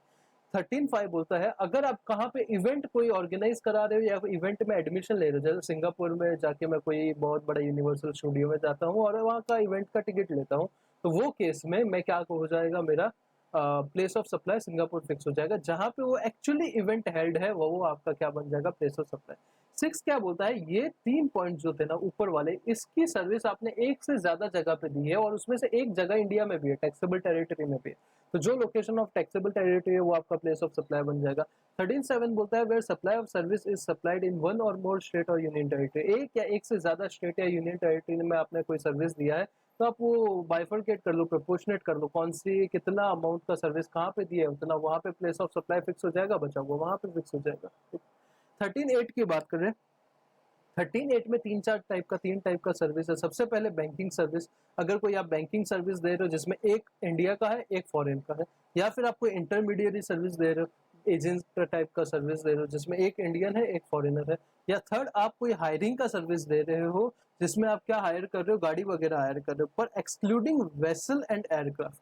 वेसल मतलब आपका शिप, एयरक्राफ्ट मतलब आपका एरोप्लेन, इसको छोड़ के बाकी कोई आप ट्रांसपोर्टेशन का व्हीकल क्या कर रहे हो, हायर पे दे रहे हो, इंक्लूडिंग याच। याच क्या होता है अपने को पता है, वो सी में जो चलता है, but excluding vessel and aircraft, but कितना? Up to 1 month. 1 मंथ के लिए रेंट पे दे रहे हो, तो जो सप्लायर का लोकेशन है, ये इंपॉर्टेंट है, जो सप्लायर का लोकेशन है वो आपका क्या बन जाएगा? Place of supply. ये 13(8) थोड़ा सा अजीब है, अपने को पता नहीं होता कि सप्लायर का जनरली बनता नहीं है लोकेशन ऑफ सप्लायर आपका प्लेस ऑफ सप्लाई, पर यहाँ पे क्या बन जाएगा? सप्लायर का लोकेशन प्लेस ऑफ सप्लाई बन जाएगा अगर बैंकिंग सर्विस है, इंटरमीडिएरी सर्विस है, या फिर आप ट्रांसपोर्टेशन का कोई व्हीकल हायर पे दे रहे हो, excluding vessel and aircraft but including H. कितने टाइम के लिए? 1 महीने के लिए, तो लोकेशन ऑफ सप्लायर आपका प्लेस ऑफ सप्लाई बन जाएगा। पर आपको ये ध्यान रखना है इंटरमीडिएरी सर्विस का मतलब क्या होता है, तो मैं आपको ऊपर जाके बताता हूँ इंटरमीडिएट सर्विस का मतलब क्या होता है, नीचे आना पड़ेगा। सीएस एग्जीक्यूटिव के मॉड्यूल में सिर्फ चार्ट बनाया हुआ है, तो मैं सीएमए का मॉड्यूल रेफरेंस के लिए आपके ले रहा हूँ कि कहाँ कहाँ पे जो चीजें इनकम्प्लीट इन्फॉर्मेशन है उसका पूरा इन्फॉर्मेशन ले लेते हैं। इंटरमीडिएट सर्विस का मतलब होता है कोई ट्रैवल एजेंट का service, any mode of travel, कोई टूर ऑपरेटर का सर्विस, या कोई कमीशन एजेंट का सर्विस, या कोई रिकवरी एजेंट का सर्विस, मतलब कोई भी एजेंट वगैरह का सर्विस है जिसमें रेमिटेंस अब्रॉड से आ रहा है तो भी जीएसटी लगेगा। यहाँ पे एक पार्टी तो इंडिया में होना चाहिए, एक पार्टी फॉरेन में होना चाहिए, तो आप ऐसे टाइप का कोई इंटरमीडिएरी सर्विस ले रहे हो तो वो केस में लोकेशन ऑफ सप्लायर, जो सप्लायर है वो आपका क्या मान लिया जाएगा, प्लेस ऑफ सप्लाई मान लिया जाएगा। फिर 13.9 और 13.10 क्या बोलता है, वहां पे जो 12.8 और 12.9 था, यहाँ पे 13.9 13.10 है। Transportation of goods except mail and courier और transportation of passenger. Transportation of passenger तो सेम है जो वहां पे था, लोकेशन ऑफ एम्बार्कमेंट, जहाँ पे आप चढ़ रहे हो वही आपका प्लेस ऑफ सप्लाई मान लिया जाएगा, वहां पे भी यही था, यहाँ पे भी है। पर ट्रांसपोर्टेशन ऑफ गुड्स के केस में वहां पे क्या था पता है, जब आप वो डेस्टिनेशन ऑफ ट्रांसपोर्टर, जो ट्रांसपोर्टर को जहाँ पे आप हैंड ओवर कर रहे हो गुड्स, याद जहाँ पे आप ट्रांसपोर्टर को हैंड ओवर कर रहे हो वो आपका प्लेस ऑफ सप्लाई बनता था, in case both supply and recipient in India. पर यहाँ और वहां पे ऐसा भी लिखा था, अगर जो लोकेशन है आपका गुड्स का वो आउटसाइड इंडिया है तो क्या मान लिया जाएगा, डेस्टिनेशन ऑफ गुड्स। तो यहाँ पे एक पार्टी इंडिया में रहेगा, एक आउटसाइड रहेगा, तो डेस्टिनेशन ऑफ गुड्स क्या मान लिया जाएगा, प्लेस ऑफ सप्लाई मान लिया जाएगा। डेस्टिनेशन मतलब कहाँ गुड्स जा रहा है वो आपका प्लेस ऑफ सप्लाई मान लिया जाएगा।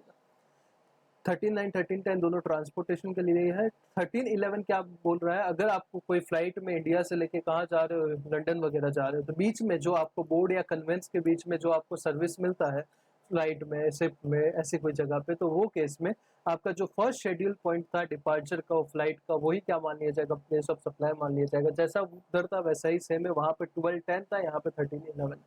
ठीक है। और लास्ट 13.12 क्या बात करता है, OIDAR सर्विसेज के बारे में बात करता है। OIDR का मतलब क्या होता है, ऑनलाइन इंफॉर्मेशन डेटाबेस और retrieval service. Online, O for online, I यानी इंफॉर्मेशन, D यानी डेटाबेस, A यानी ऑनलाइन इंफॉर्मेशन डेटाबेस क्या था, एंड रिट्रीवल सर्विस करके जो है उसमें आपका लोकेशन ऑफ रिसिपिएंट आपका प्लेस ऑफ सप्लाई माना जाता है। पर सर सवाल ये है कि OIDAR सर्विस का मतलब क्या होता है, थोड़ा सा 5 मिनट इन डिटेल डिस्कशन कर लेते हैं। OIDAR सर्विस का मतलब क्या होता है, एक तरीके से ऐसी आप सर्विस ले रहे हो। OIDAR सर्विस को सर सबसे पहले ये बताओ, GST में थोड़ा अलग इज्जत क्यों दिया हुआ है।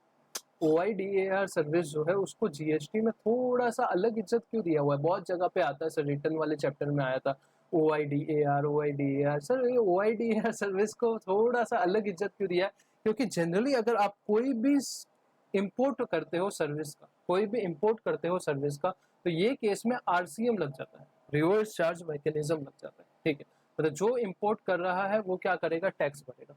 पर OIDAR एक ऐसा सर्विस है जिसमें कभी कभी लगता है यहाँ पे भी RCM है, पर कभी कभी RCM नहीं लगेगा, फॉरवर्ड चार्ज मैकेनिज्म लगेगा, मतलब ये लोग ही टैक्स भरेंगे, इंपोर्ट जहां जो भेज रहा है वो टैक्स भरेगा। सर ऐसा कैसा, OIDAR सर्विस का मतलब समझो।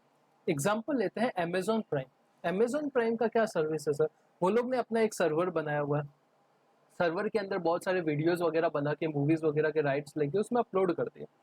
आप क्या करते हो, उनका सर्विस लेते हो, आप उनको पेमेंट करते हो, अमाउंट कुछ भी 1000 रुपये साल का पेमेंट करते हो। उसके बाद आपको क्या करते हैं, ये लोग आपको एक यूजर आईडी और पासवर्ड देते हैं, जिसके थ्रू आपको क्या करते हो, आप वो अमेजॉन प्राइम की साइट कभी भी एक्सेस कर सकते हो। आपको जो वीडियो जब देखना है तब आप अपने मूड के हिसाब से देख सकते हो। तो ये एक एग्जांपल है OIDAR सर्विस का, online information and database access or retrieval service.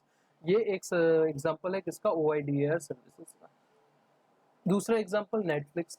ठीक है, तीसरा एग्जांपल सर आप क्या दे सकते हो, सर एग्जांपल सिंपल है, मैं आपका पता है टैक्समैन जैसा एक साइट है जिसमें अगर मेरे को GST के अपडेट चाहिए या इनकम टैक्स के अपडेट चाहिए तो मैं क्या कर सकता हूँ, वहाँ पे मैं कुछ उनको फीस दूंगा ईयरली जो भी वो लोग चार्ज करते हैं, और वो मेरे को कुछ यूजर आईडी पासवर्ड देंगे, जब मुझे जब चाहिए जैसे चाहिए मैं वो एक्सेस कर सकता हूँ डेटा। वो भी OIDAR सर्विस है।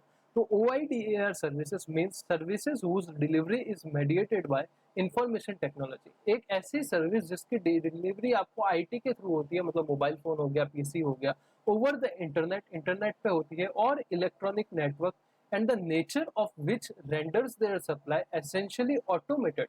और जो आपको सर्विस मिल रही है वो मैन्युअली नहीं हो रही है, वो ऑटोमेटिकली हो रही है, मतलब एक कुछ प्रोसेस डाल दिया है। अभी क्या आपको लगता है जब आप यूजर आईडी पासवर्ड डालते हो तो अभी क्या नेटफ्लिक्स का एक आदमी आपके ऊपर बैठा रहता है, हाँ ये आदमी आया अभी मैं इसको कोई सामान दूंगा, ऐसा नहीं होता ना, वो ऑटोमेटिक होता है। तो आपका जो सबसे पहला तो ऑनलाइन होना चाहिए थ्रू इंटरनेट नेटवर्क या इलेक्ट्रॉनिक नेटवर्क जो भी है। दूसरा वो एसेंशियल जरूरी है कि वो ऑटोमेटेड होना चाहिए and involve minimum human intervention. जितना कम हो सके उतना कम ह्यूमन इंटरवेंशन होगा तो उसको OIDAR सर्विस बोलेंगे। And impossible to ensure in the absence of information technology and includes electronic service. और IT के बिना वो सर्विस पॉसिबल ही नहीं है देना, और इसके अंदर इलेक्ट्रॉनिक सर्विसेज जो रहेगी वो भी इंक्लूड हो जाएगी। मोटा मोटी ये समझ लो ना, एक ऐसी सर्विस जो आप इंटरनेट के थ्रू दे रहे हो, ठीक है, और उसमें ह्यूमन इंटरवेंशन एकदम कम है, मतलब जितना कम हो सके वो ऑटोमेटिक जा रहा है सर्विस, तो वो क्या माना जाएगा, OIDR सर्विस। तो यहाँ पे मैं आपको बता रहा था RCM वाला। समझो अभी मैं हूँ, मेरा अभी कोई GST रजिस्ट्रेशन नहीं है, ठीक है, मैं छोटा मोटा अपना काम कर रहा हूँ, ठीक है, काम चला रहा हूँ फॉर एग्जाम्पल।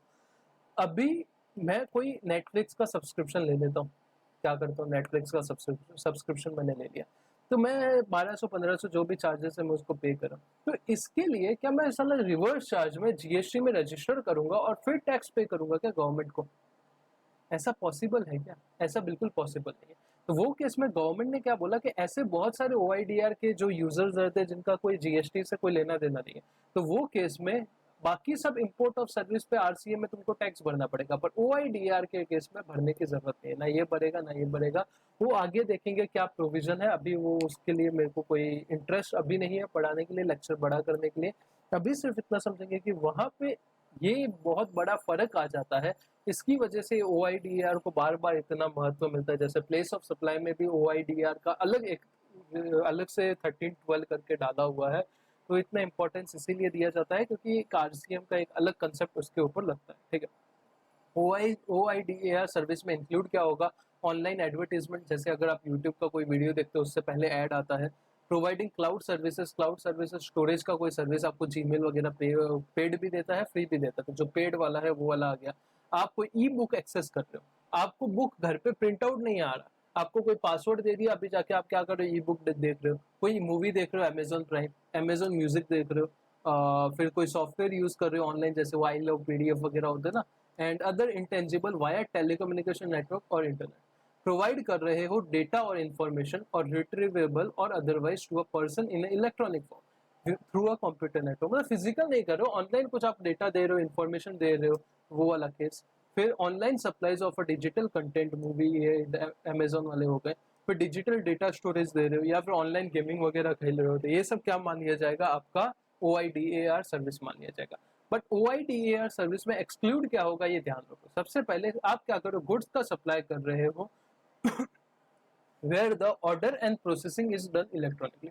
आपने ऑर्डर लिया इलेक्ट्रॉनिकली, प्रोसेसिंग भी इलेक्ट्रॉनिकली हो गया, फिर आप हाथ में सामान लेके जा रहे हो लोगों को गुड्स पहुंचाने, तो वो आपका OIDR सर्विस नहीं है। सप्लाई ऑफ फिजिकल बुक, आपने मेरे को ऑर्डर दिया, मैंने आपको टैक्स सेंटर का बुक क्या कर दिया, आपके घर पे कुरियर कर दिया, ये आपका OIDR सर्विस नहीं है। आप कोई लॉयर का सर्विस ले रहे हो, फाइनेंशियल कंसल्टेंट का सर्विस ले रहे हो, जो कि एडवाइस दे रहा है, कैसे, ईमेल पे दे रहा है, तो यहाँ पे ह्यूमन इंटरवेंशन है भाई, वो मेरा एडवाइस है, मैं एक CA हूँ, अगर मैं आपको एडवाइस दे रहा हूँ तो भाई वो मेरा परफेक्ट, मेरा नॉलेज है, तो ह्यूमन इंटरवेंशन पूरा है। मैं ईमेल के थ्रू भले ही ऑनलाइन दे रहा हूँ, पर उसमें ह्यूमन इंटरवेंशन है, वो ऑटोमेटेड नहीं है, तो ये आपका OIDR सर्विस नहीं माना जाएगा। बुकिंग सर्विस दे रहा हूँ या टिकट दे रहा हूँ to entertainment event, hotel accommodation और कार ऑन हायर दे रहा हूँ, तो ये भी OIDR नहीं है, तो ये एक बार रीड कर लेना। ऑफलाइन फिजिकल रिपेयर सर्विस दे रहा हूँ, एडवर्टीजमेंट सर्विस न्यूज़पेपर पे दे रहा हूँ, पोस्टर पे दे रहा हूँ, तो ये एक बार पॉज करके रीड कर लो कि क्या OIDR सर्विस में आएगा, क्या नहीं आएगा। पर अपने को लास्ट में क्या समझना है, इसके ऊपर भी एग्जांपल्स बहुत है, जो नेक्स्ट लेक्चर में मैं आपको एग्जांपल सब करवा दूंगा, टेंशन की जरूरत नहीं है। तो यहाँ पे OIDR सर्विस के केस में समझना क्या है, जो लोकेशन ऑफ रेसिपिएंट है वो आपका क्या बन जाएगा, प्लेस ऑफ सप्लाई बन जाएगा। यहाँ पे सर बहुत ही सिंपल सिंपल चीजें देखिए, देखो सबसे पहले 11 पॉइंट है, 11 पॉइंट में से पहले पॉइंट को तो हटा दो। यहाँ पे तो अपने को पता है लोकेशन ऑफ रेसिपिएंट पता है, तो भाई आपका location of recipient place of supply होता है, नहीं तो location of supply place of supply होता है, करेक्ट है। 10 बचे, 10 में से अगर आप देखोगे तो ये 2 पॉइंट तो कौन से, ये वाला और ये वाला, ये तो क्या बात करते हैं, ऊपर वाली जितनी भी सर्विसेज है अगर एक से ज्यादा जगह पे दी है और एक बाहर इंडिया है, टेरिटरी टैक्सेबल टेरिटरी है, तो taxable territory place of supply मान ली जाएगी। और अगर एक से ज्यादा स्टेट में दे रहे हो तुम लोग, एक से ज्यादा स्टेट में दे रहे हो तुम लोग, तो आपको क्या देखना है, प्रोपोर्शन निकाल लेना है कि कहाँ पे कितना सप्लाई हुआ है। तो ये 2 पॉइंट भी अगर देखें तो इतने कोई महान नहीं है भाई, ठीक है, तो बचे कितने, 8 पॉइंट। 8 को याद करने से ये जो 3, 4, 5 है, इनको एक जोड़ी बना दो, ये 3, 4, 5 हमेशा साथ में रहेंगे और इनके रिलेटेड ही ये 6, 7 पॉइंट है। तो 3, 4, 5, 3rd, 4th and 5th point को एक साथ बना लो, तो कितने बचे, 5 पॉइंट, ठीक है। फिर 5 पॉइंट आपको सिंपल चीजें हैं, याद रखना है। ये एक इंपॉर्टेंट पॉइंट है जहां पे location of supplier, place of supply बनता है, transportation of goods, transportation of passenger, और बोर्ड के ऊपर कोई सर्विस दे रहे हैं वो तो अपन ने बार बार देखा हुआ है, और लास्ट OIDR सर्विसेज जिसमें लोकेशन ऑफ रेसिपिएंट आपका क्या बन जाएगा, प्लेस ऑफ सप्लाई बन जाएगा। Is it clear? इतना समझा तो बस हो गया भाई प्लेस ऑफ सप्लाई, और क्या है। नेक्स्ट लेक्चर में अच्छे से एग्जांपल, हर आपके CMA के मॉड्यूल में 1.5 घंटा मेरे को लगेगा एग्जांपल करने में, मेरे को ऐसा लग रहा है कि 60-70 एग्जांपल दिए हुए अच्छे से, तो सब कुछ रिवाइज भी करते रहेंगे, जैसे जैसे क्वेश्चन आएगा और वैसे वैसे अपने को सब समझ भी जाएगा। समझ गया है पर वो प्रैक्टिकल इम्प्लीकेशन कैसा है वो भी समझ जाएगा, ठीक है। अभी जो 13.3 बच चुका था वो अभी देखते हैं। 13.3 क्या बोलता है, परफॉर्मेंस बेस्ड सर्विस की बात करता है। परफॉर्मेंस बेस्ड सर्विस का मतलब क्या है कि मैं आपके पास अपना गुड्स लेके आ रहा हूँ, आप वो गुड्स के ऊपर कुछ परफॉर्मेंस कर रहे हो। मतलब मैं अपना एक लकड़ा लेके आ रहा हूँ, आप उसको फर्नीचर बना के दे रहे हो।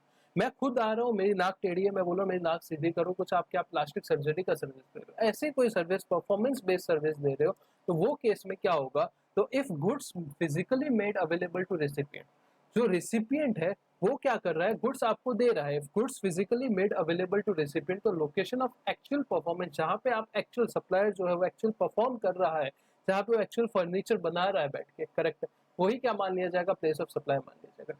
कोई शक नहीं। एक्सेप्शन दिया हुआ है, if service in relation to goods is provided through electronic means. अगर कोई गुड्स के ऊपर सर्विस, समझो कि मेरे को कोई रिपेयर करना है, मेरे को एक लैपटॉप है रिपेयर करना है, पर यहाँ पे लॉकडाउन लगा हुआ है, तो मैं क्या करता हूँ, कोई यूके बेस्ड आदमी है, यहाँ पे देखो एक तो इंडिया और एक फॉरेनर होना जरूरी है, यूके बेस्ड इंजीनियर है, वो मेरे को कहीं पे कोई साइट पे मिल गया, सस्ते में कर रहा था, तो उसको मैंने इलेक्ट्रॉनिकली, उसने भी अपना क्या किया, वो क्या बोलते हैं उसको, एनीडेस्क किया, ट्रू कॉलर में एनीडेस्क किया, एक और होता है ना, छोड़ो जो भी होता है, उसके थ्रू मेरे लैपटॉप का एक्सेस ले लिया, और मेरे लैपटॉप में बहुत सारे ग्लिचेस थे, उनको वो क्या कर रहा है, क्लियर कर रहा है बैठ के, करेक्ट है।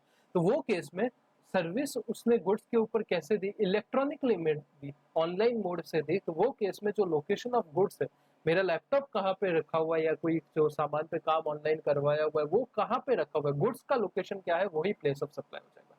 सबसे पहले क्या, अगर गुड्स फिजिकली अवेलेबल है, रिसिपिएंट ने करवा दिए हैं, तो जहां पे एक्चुअली परफॉर्म कर रहे हो वो प्लेस ऑफ सप्लाई। अगर ऑनलाइन मोड के थ्रू कर रहे हो तो जहां पे गुड्स है वही आपका प्लेस ऑफ सप्लाई बन जाएगा, ठीक।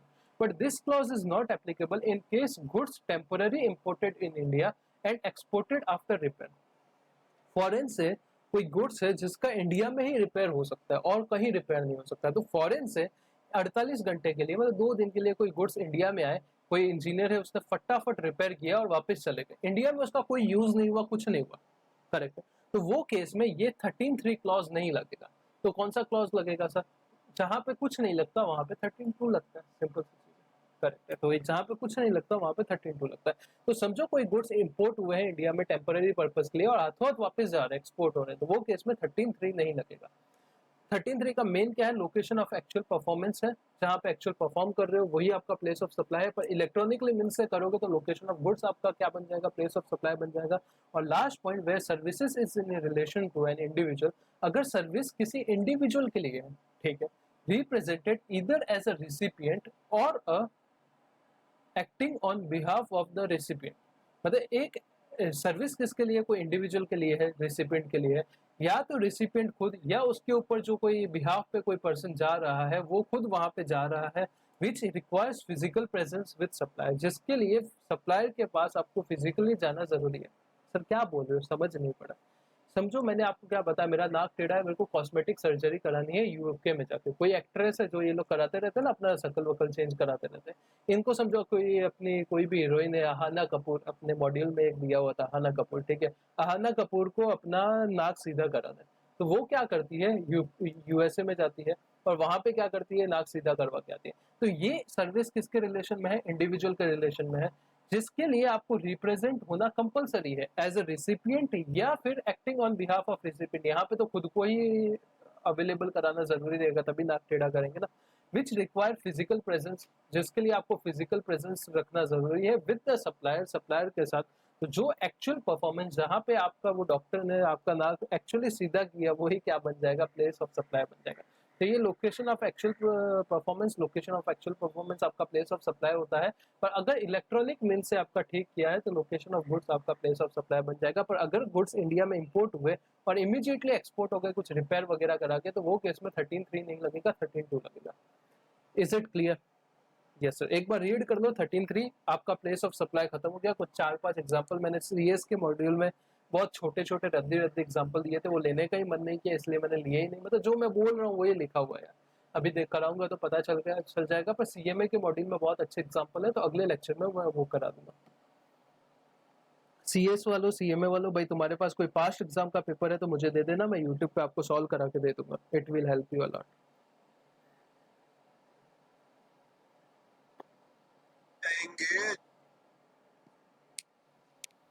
ठीक है, चलो अब एग्जांपल्स देखते हैं और लेक्चर को वाइंड अप करते हैं। साथ साथ में पढ़ लेना, खत्म हो जाएगा, कोई टेंशन की बात नहीं। एग्जांपल देखते हैं। Mister A is a CS registered at a Mumbai. Mister A है जो कौन है, कंपनी सेक्रेटरी है, मुंबई में उसका ऑफिस है, मुंबई में उसने जीएसटी नंबर लिया हुआ है और वो बैंगलोर के लिए ट्रेवल करता है for business purpose and stay at hotel there. तो सबसे पहले ये समझो, मिस्टर ए मुंबई का है, कहाँ जा रहा है, बेंगलोर में जा रहा है। देखो सप्लायर भी कहाँ का है, इंडिया का है। जहाँ पे रिसिपिएंट जा रहा है वो भी इंडिया का। मतलब यहाँ पे होटल का सर्विस कौन ले रहा है, मिस्टर ए ले रहा है। तो मिस्टर ए रिसिपिएंट हो गया, होटल क्या हो गया, सप्लायर हो गया। तो सप्लायर भी इंडिया है, रिसिपिएंट भी इंडिया है। सर्विस का काम कर रहे हैं, मतलब सर्विस ले दे रहे हैं, तो सेक्शन या तो 12 लगेगा या 13 लगेगा सर्विस के केस में। अगर दोनों इंडिया में है तो सेक्शन 12 लगेगा। इतना क्लियर है या फिर इतना क्लियर है? उसके बाद अपने को देखना है कि क्या पर्पस है। तो बेसिकली वहां पे होटल में वो जाके रहा है, इमूवेबल प्रॉपर्टी में रहा है, तो सेक्शन 12 सबसेक्शन 3 था, करेक्ट है, जिसमें बहुत सारी होटल हो गया, फिर इन वगैरह में आप रहते हो, होम स्टे में रहते हो। तो प्लेस ऑफ सप्लाई क्या माना जाएगा, जहाँ पे वो होटल एक्चुअली लोकेटेड है। तो प्लेस ऑफ सप्लाई बेंगलोर माना जाएगा, दैट इज कर्नाटका, जहाँ पे वो होटल एक्चुअली लोकेटेड है। प्लेस ऑफ इमूवेबल प्रॉपर्टी आपका क्या मान लिया जाएगा, बेंगलोर और कर्नाटका। ठीक है। Second point, XYZ consultant Bangalore. XYZ consultant है जो बेंगलोर का है, प्रोवाइड करता है training to its client employ at Mumbai. Mumbai में वो लोग क्या करते हैं, ट्रेनिंग का सर्विस प्रोवाइड करते हैं। तो सबसे पहले ये कौन सा पॉइंट है सर, बेंगलोर का है, लोकेशन ऑफ सप्लायर, कहाँ पे सर्विस दे रहा है, मुंबई में दे रहा है, दोनों इंडिया में है, तो सेक्शन 12 अट्रैक्ट होगा। इतना क्लियर है, इतना क्लियर है। अब ये कौन सा सर्विस दे रहा है, ट्रेनिंग का सर्विस दे रहा है। तो ट्रेनिंग का सर्विस क्या था, 12(5) में आता था। 5 साल का बच्चा होगा तो क्या करेगा, ट्रेनिंग करने जाएगा, स्कूल में जाएगा, करेक्ट है। तो यहाँ पे ये ट्रेनिंग यानी 12(5) में आ जाएगा। 12(5) क्या बोलता था, अगर रिसिपिएंट रजिस्टर्ड है तो location of recipient place of supply हो जाएगा। तो यहाँ पे क्या बोला है, क्लाइंट जो है वो रजिस्टर्ड है, और क्लाइंट कहाँ रजिस्टर्ड है, चेन्नई में रजिस्टर्ड है, तो प्लेस ऑफ सप्लाई क्या मान लिया जाएगा, चेन्नई मान लिया जाएगा।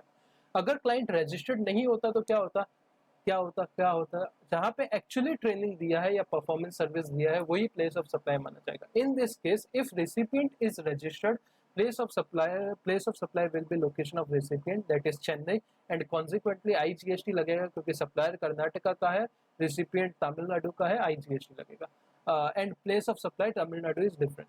इन द अबव एग्जाम्पल, जो ऊपर वाला एग्जाम्पल है उसमें अगर क्लाइंट जो है वो अगर अनरजिस्टर्ड होता है तो प्लेस ऑफ सप्लाई क्या मान लिया जाएगा, मुंबई मान लिया जाएगा, क्योंकि सर्विस एक्चुअली कहाँ दी है, मुंबई में दी है। Place of supply would be have been Maharashtra, and again IGST will be charge, क्योंकि कर्नाटका और महाराष्ट्र के बीच में ऑब्वियस सी बात है, अलग अलग स्टेट है, तो क्या लगेगा, आईजीएसटी लगेगा। Point number 4, Radha is a resident of Mumbai and traveled to Bangalore for a vacation and booked ticket for an event at a park. क्या किया है, राधा जो है वो क्या करती है, मुंबई की रेजिडेंट है, ठीक है, रिसिपिएंट का लोकेशन मुंबई है, ट्रेवल टू बेंगलोर, बेंगलोर जाती है फॉर एन वेकेशन, वेकेशन के लिए बेंगलोर जा रही है, और वहां पे क्या कर रही है, बुक कर रही है टिकट फॉर इवेंट। इवेंट के लिए अगर आप एडमिशन करते हो तो क्या कौन सा आएगा सर, आएगा 12(6), करेक्ट है, 12(6) आएगा। 12(6) में क्या देखा जाएगा, जहाँ पे इवेंट एक्चुअली हेल्ड होता है वही प्लेस ऑफ सप्लाई है। बेंगलोर में इवेंट हो रहा है तो बेंगलोर आपका place of supply, Karnataka. Nagendra Kumar is relocating from Bangalore to Chennai, Bangalore से चेन्नई वापस जा रहा है, रीलोकेट हो रहा है, कौन, Nagendra Kumar. And calls for packers and movers, मतलब गुड्स ट्रांसपोर्ट एजेंसी को बोल रहा है, for packing and shipping of house hold effect. तो अगर आपको याद रहेगा तो ये कौन से केस में आता है, 12(7) और 8, 12(8) में आता है, करेक्ट है। 12(8) में आपका ट्रांसपोर्टेशन ऑफ गुड्स के केस में प्लेस ऑफ सप्लाई, जब आप ट्रांसपोर्टर को सामान हैंड ओवर करते हो वो आपका प्लेस ऑफ सप्लाई आता है। नागेंद्र कुमार कहाँ का है, बेंगलोर का है, कर्नाटका है। कर्नाटका का है, और वो पैकर्स एंड मूवर्स को क्या बोल रहा है, मेरा सामान लेके जाना। तो ऑब्वियस सी बात है बेंगलोर में ही बोलेगा, चेन्नई में थोड़ी बोलेगा मेरा सामान लेके जाओ। तो बेंगलोर आपका क्या मान लिया जाएगा, place of supply. In this case place of supply would be Bangalore. Transportation का service assuming the packers are also from Bangalore, obvious सी बात है। और 6 पॉइंट सिंपल सी बात करता है कि लैंडलाइन कनेक्शन दिया है पोस्टपेड बेसिस पे, तो पोस्टपेड बेसिस पे जो आपका बिलिंग एड्रेस होता है वही आपका प्लेस ऑफ सप्लाई होता है। तो Nikhil from Kolkata gets a job at Mumbai and he gets landline connection done at Mumbai. In this case place of supply would be Mumbai, Mumbai place of supply माना जाएगा। If he would have taken postpaid connection and providing the billing address of Kolkata, अगर कोलकाता का billing address देता है तो place of supply Kolkata मान लिया जाएगा। मेरे को खांसी बहुत हो रहा है, तो यहाँ पे लेक्चर को क्या करते हैं, वाइंड अप करते हैं। प्लेस ऑफ सप्लाई अपना पूरा हो चुका है, जीएसटी अपना पूरा हो चुका है, कोई दिक्कत नहीं है, कस्टम ठीक है, बाकी सब अपना हो चुका है। तो अभी हम लोग क्या करेंगे नेक्स्ट लेक्चर में, इसके रिलेटेड जो भी सीएमए इंटर में बहुत सारे क्वेश्चंस दिए हुए, हर एक टॉपिक के ऊपर इलस्ट्रेशंस दिए हुए मुझे अभी दिखा।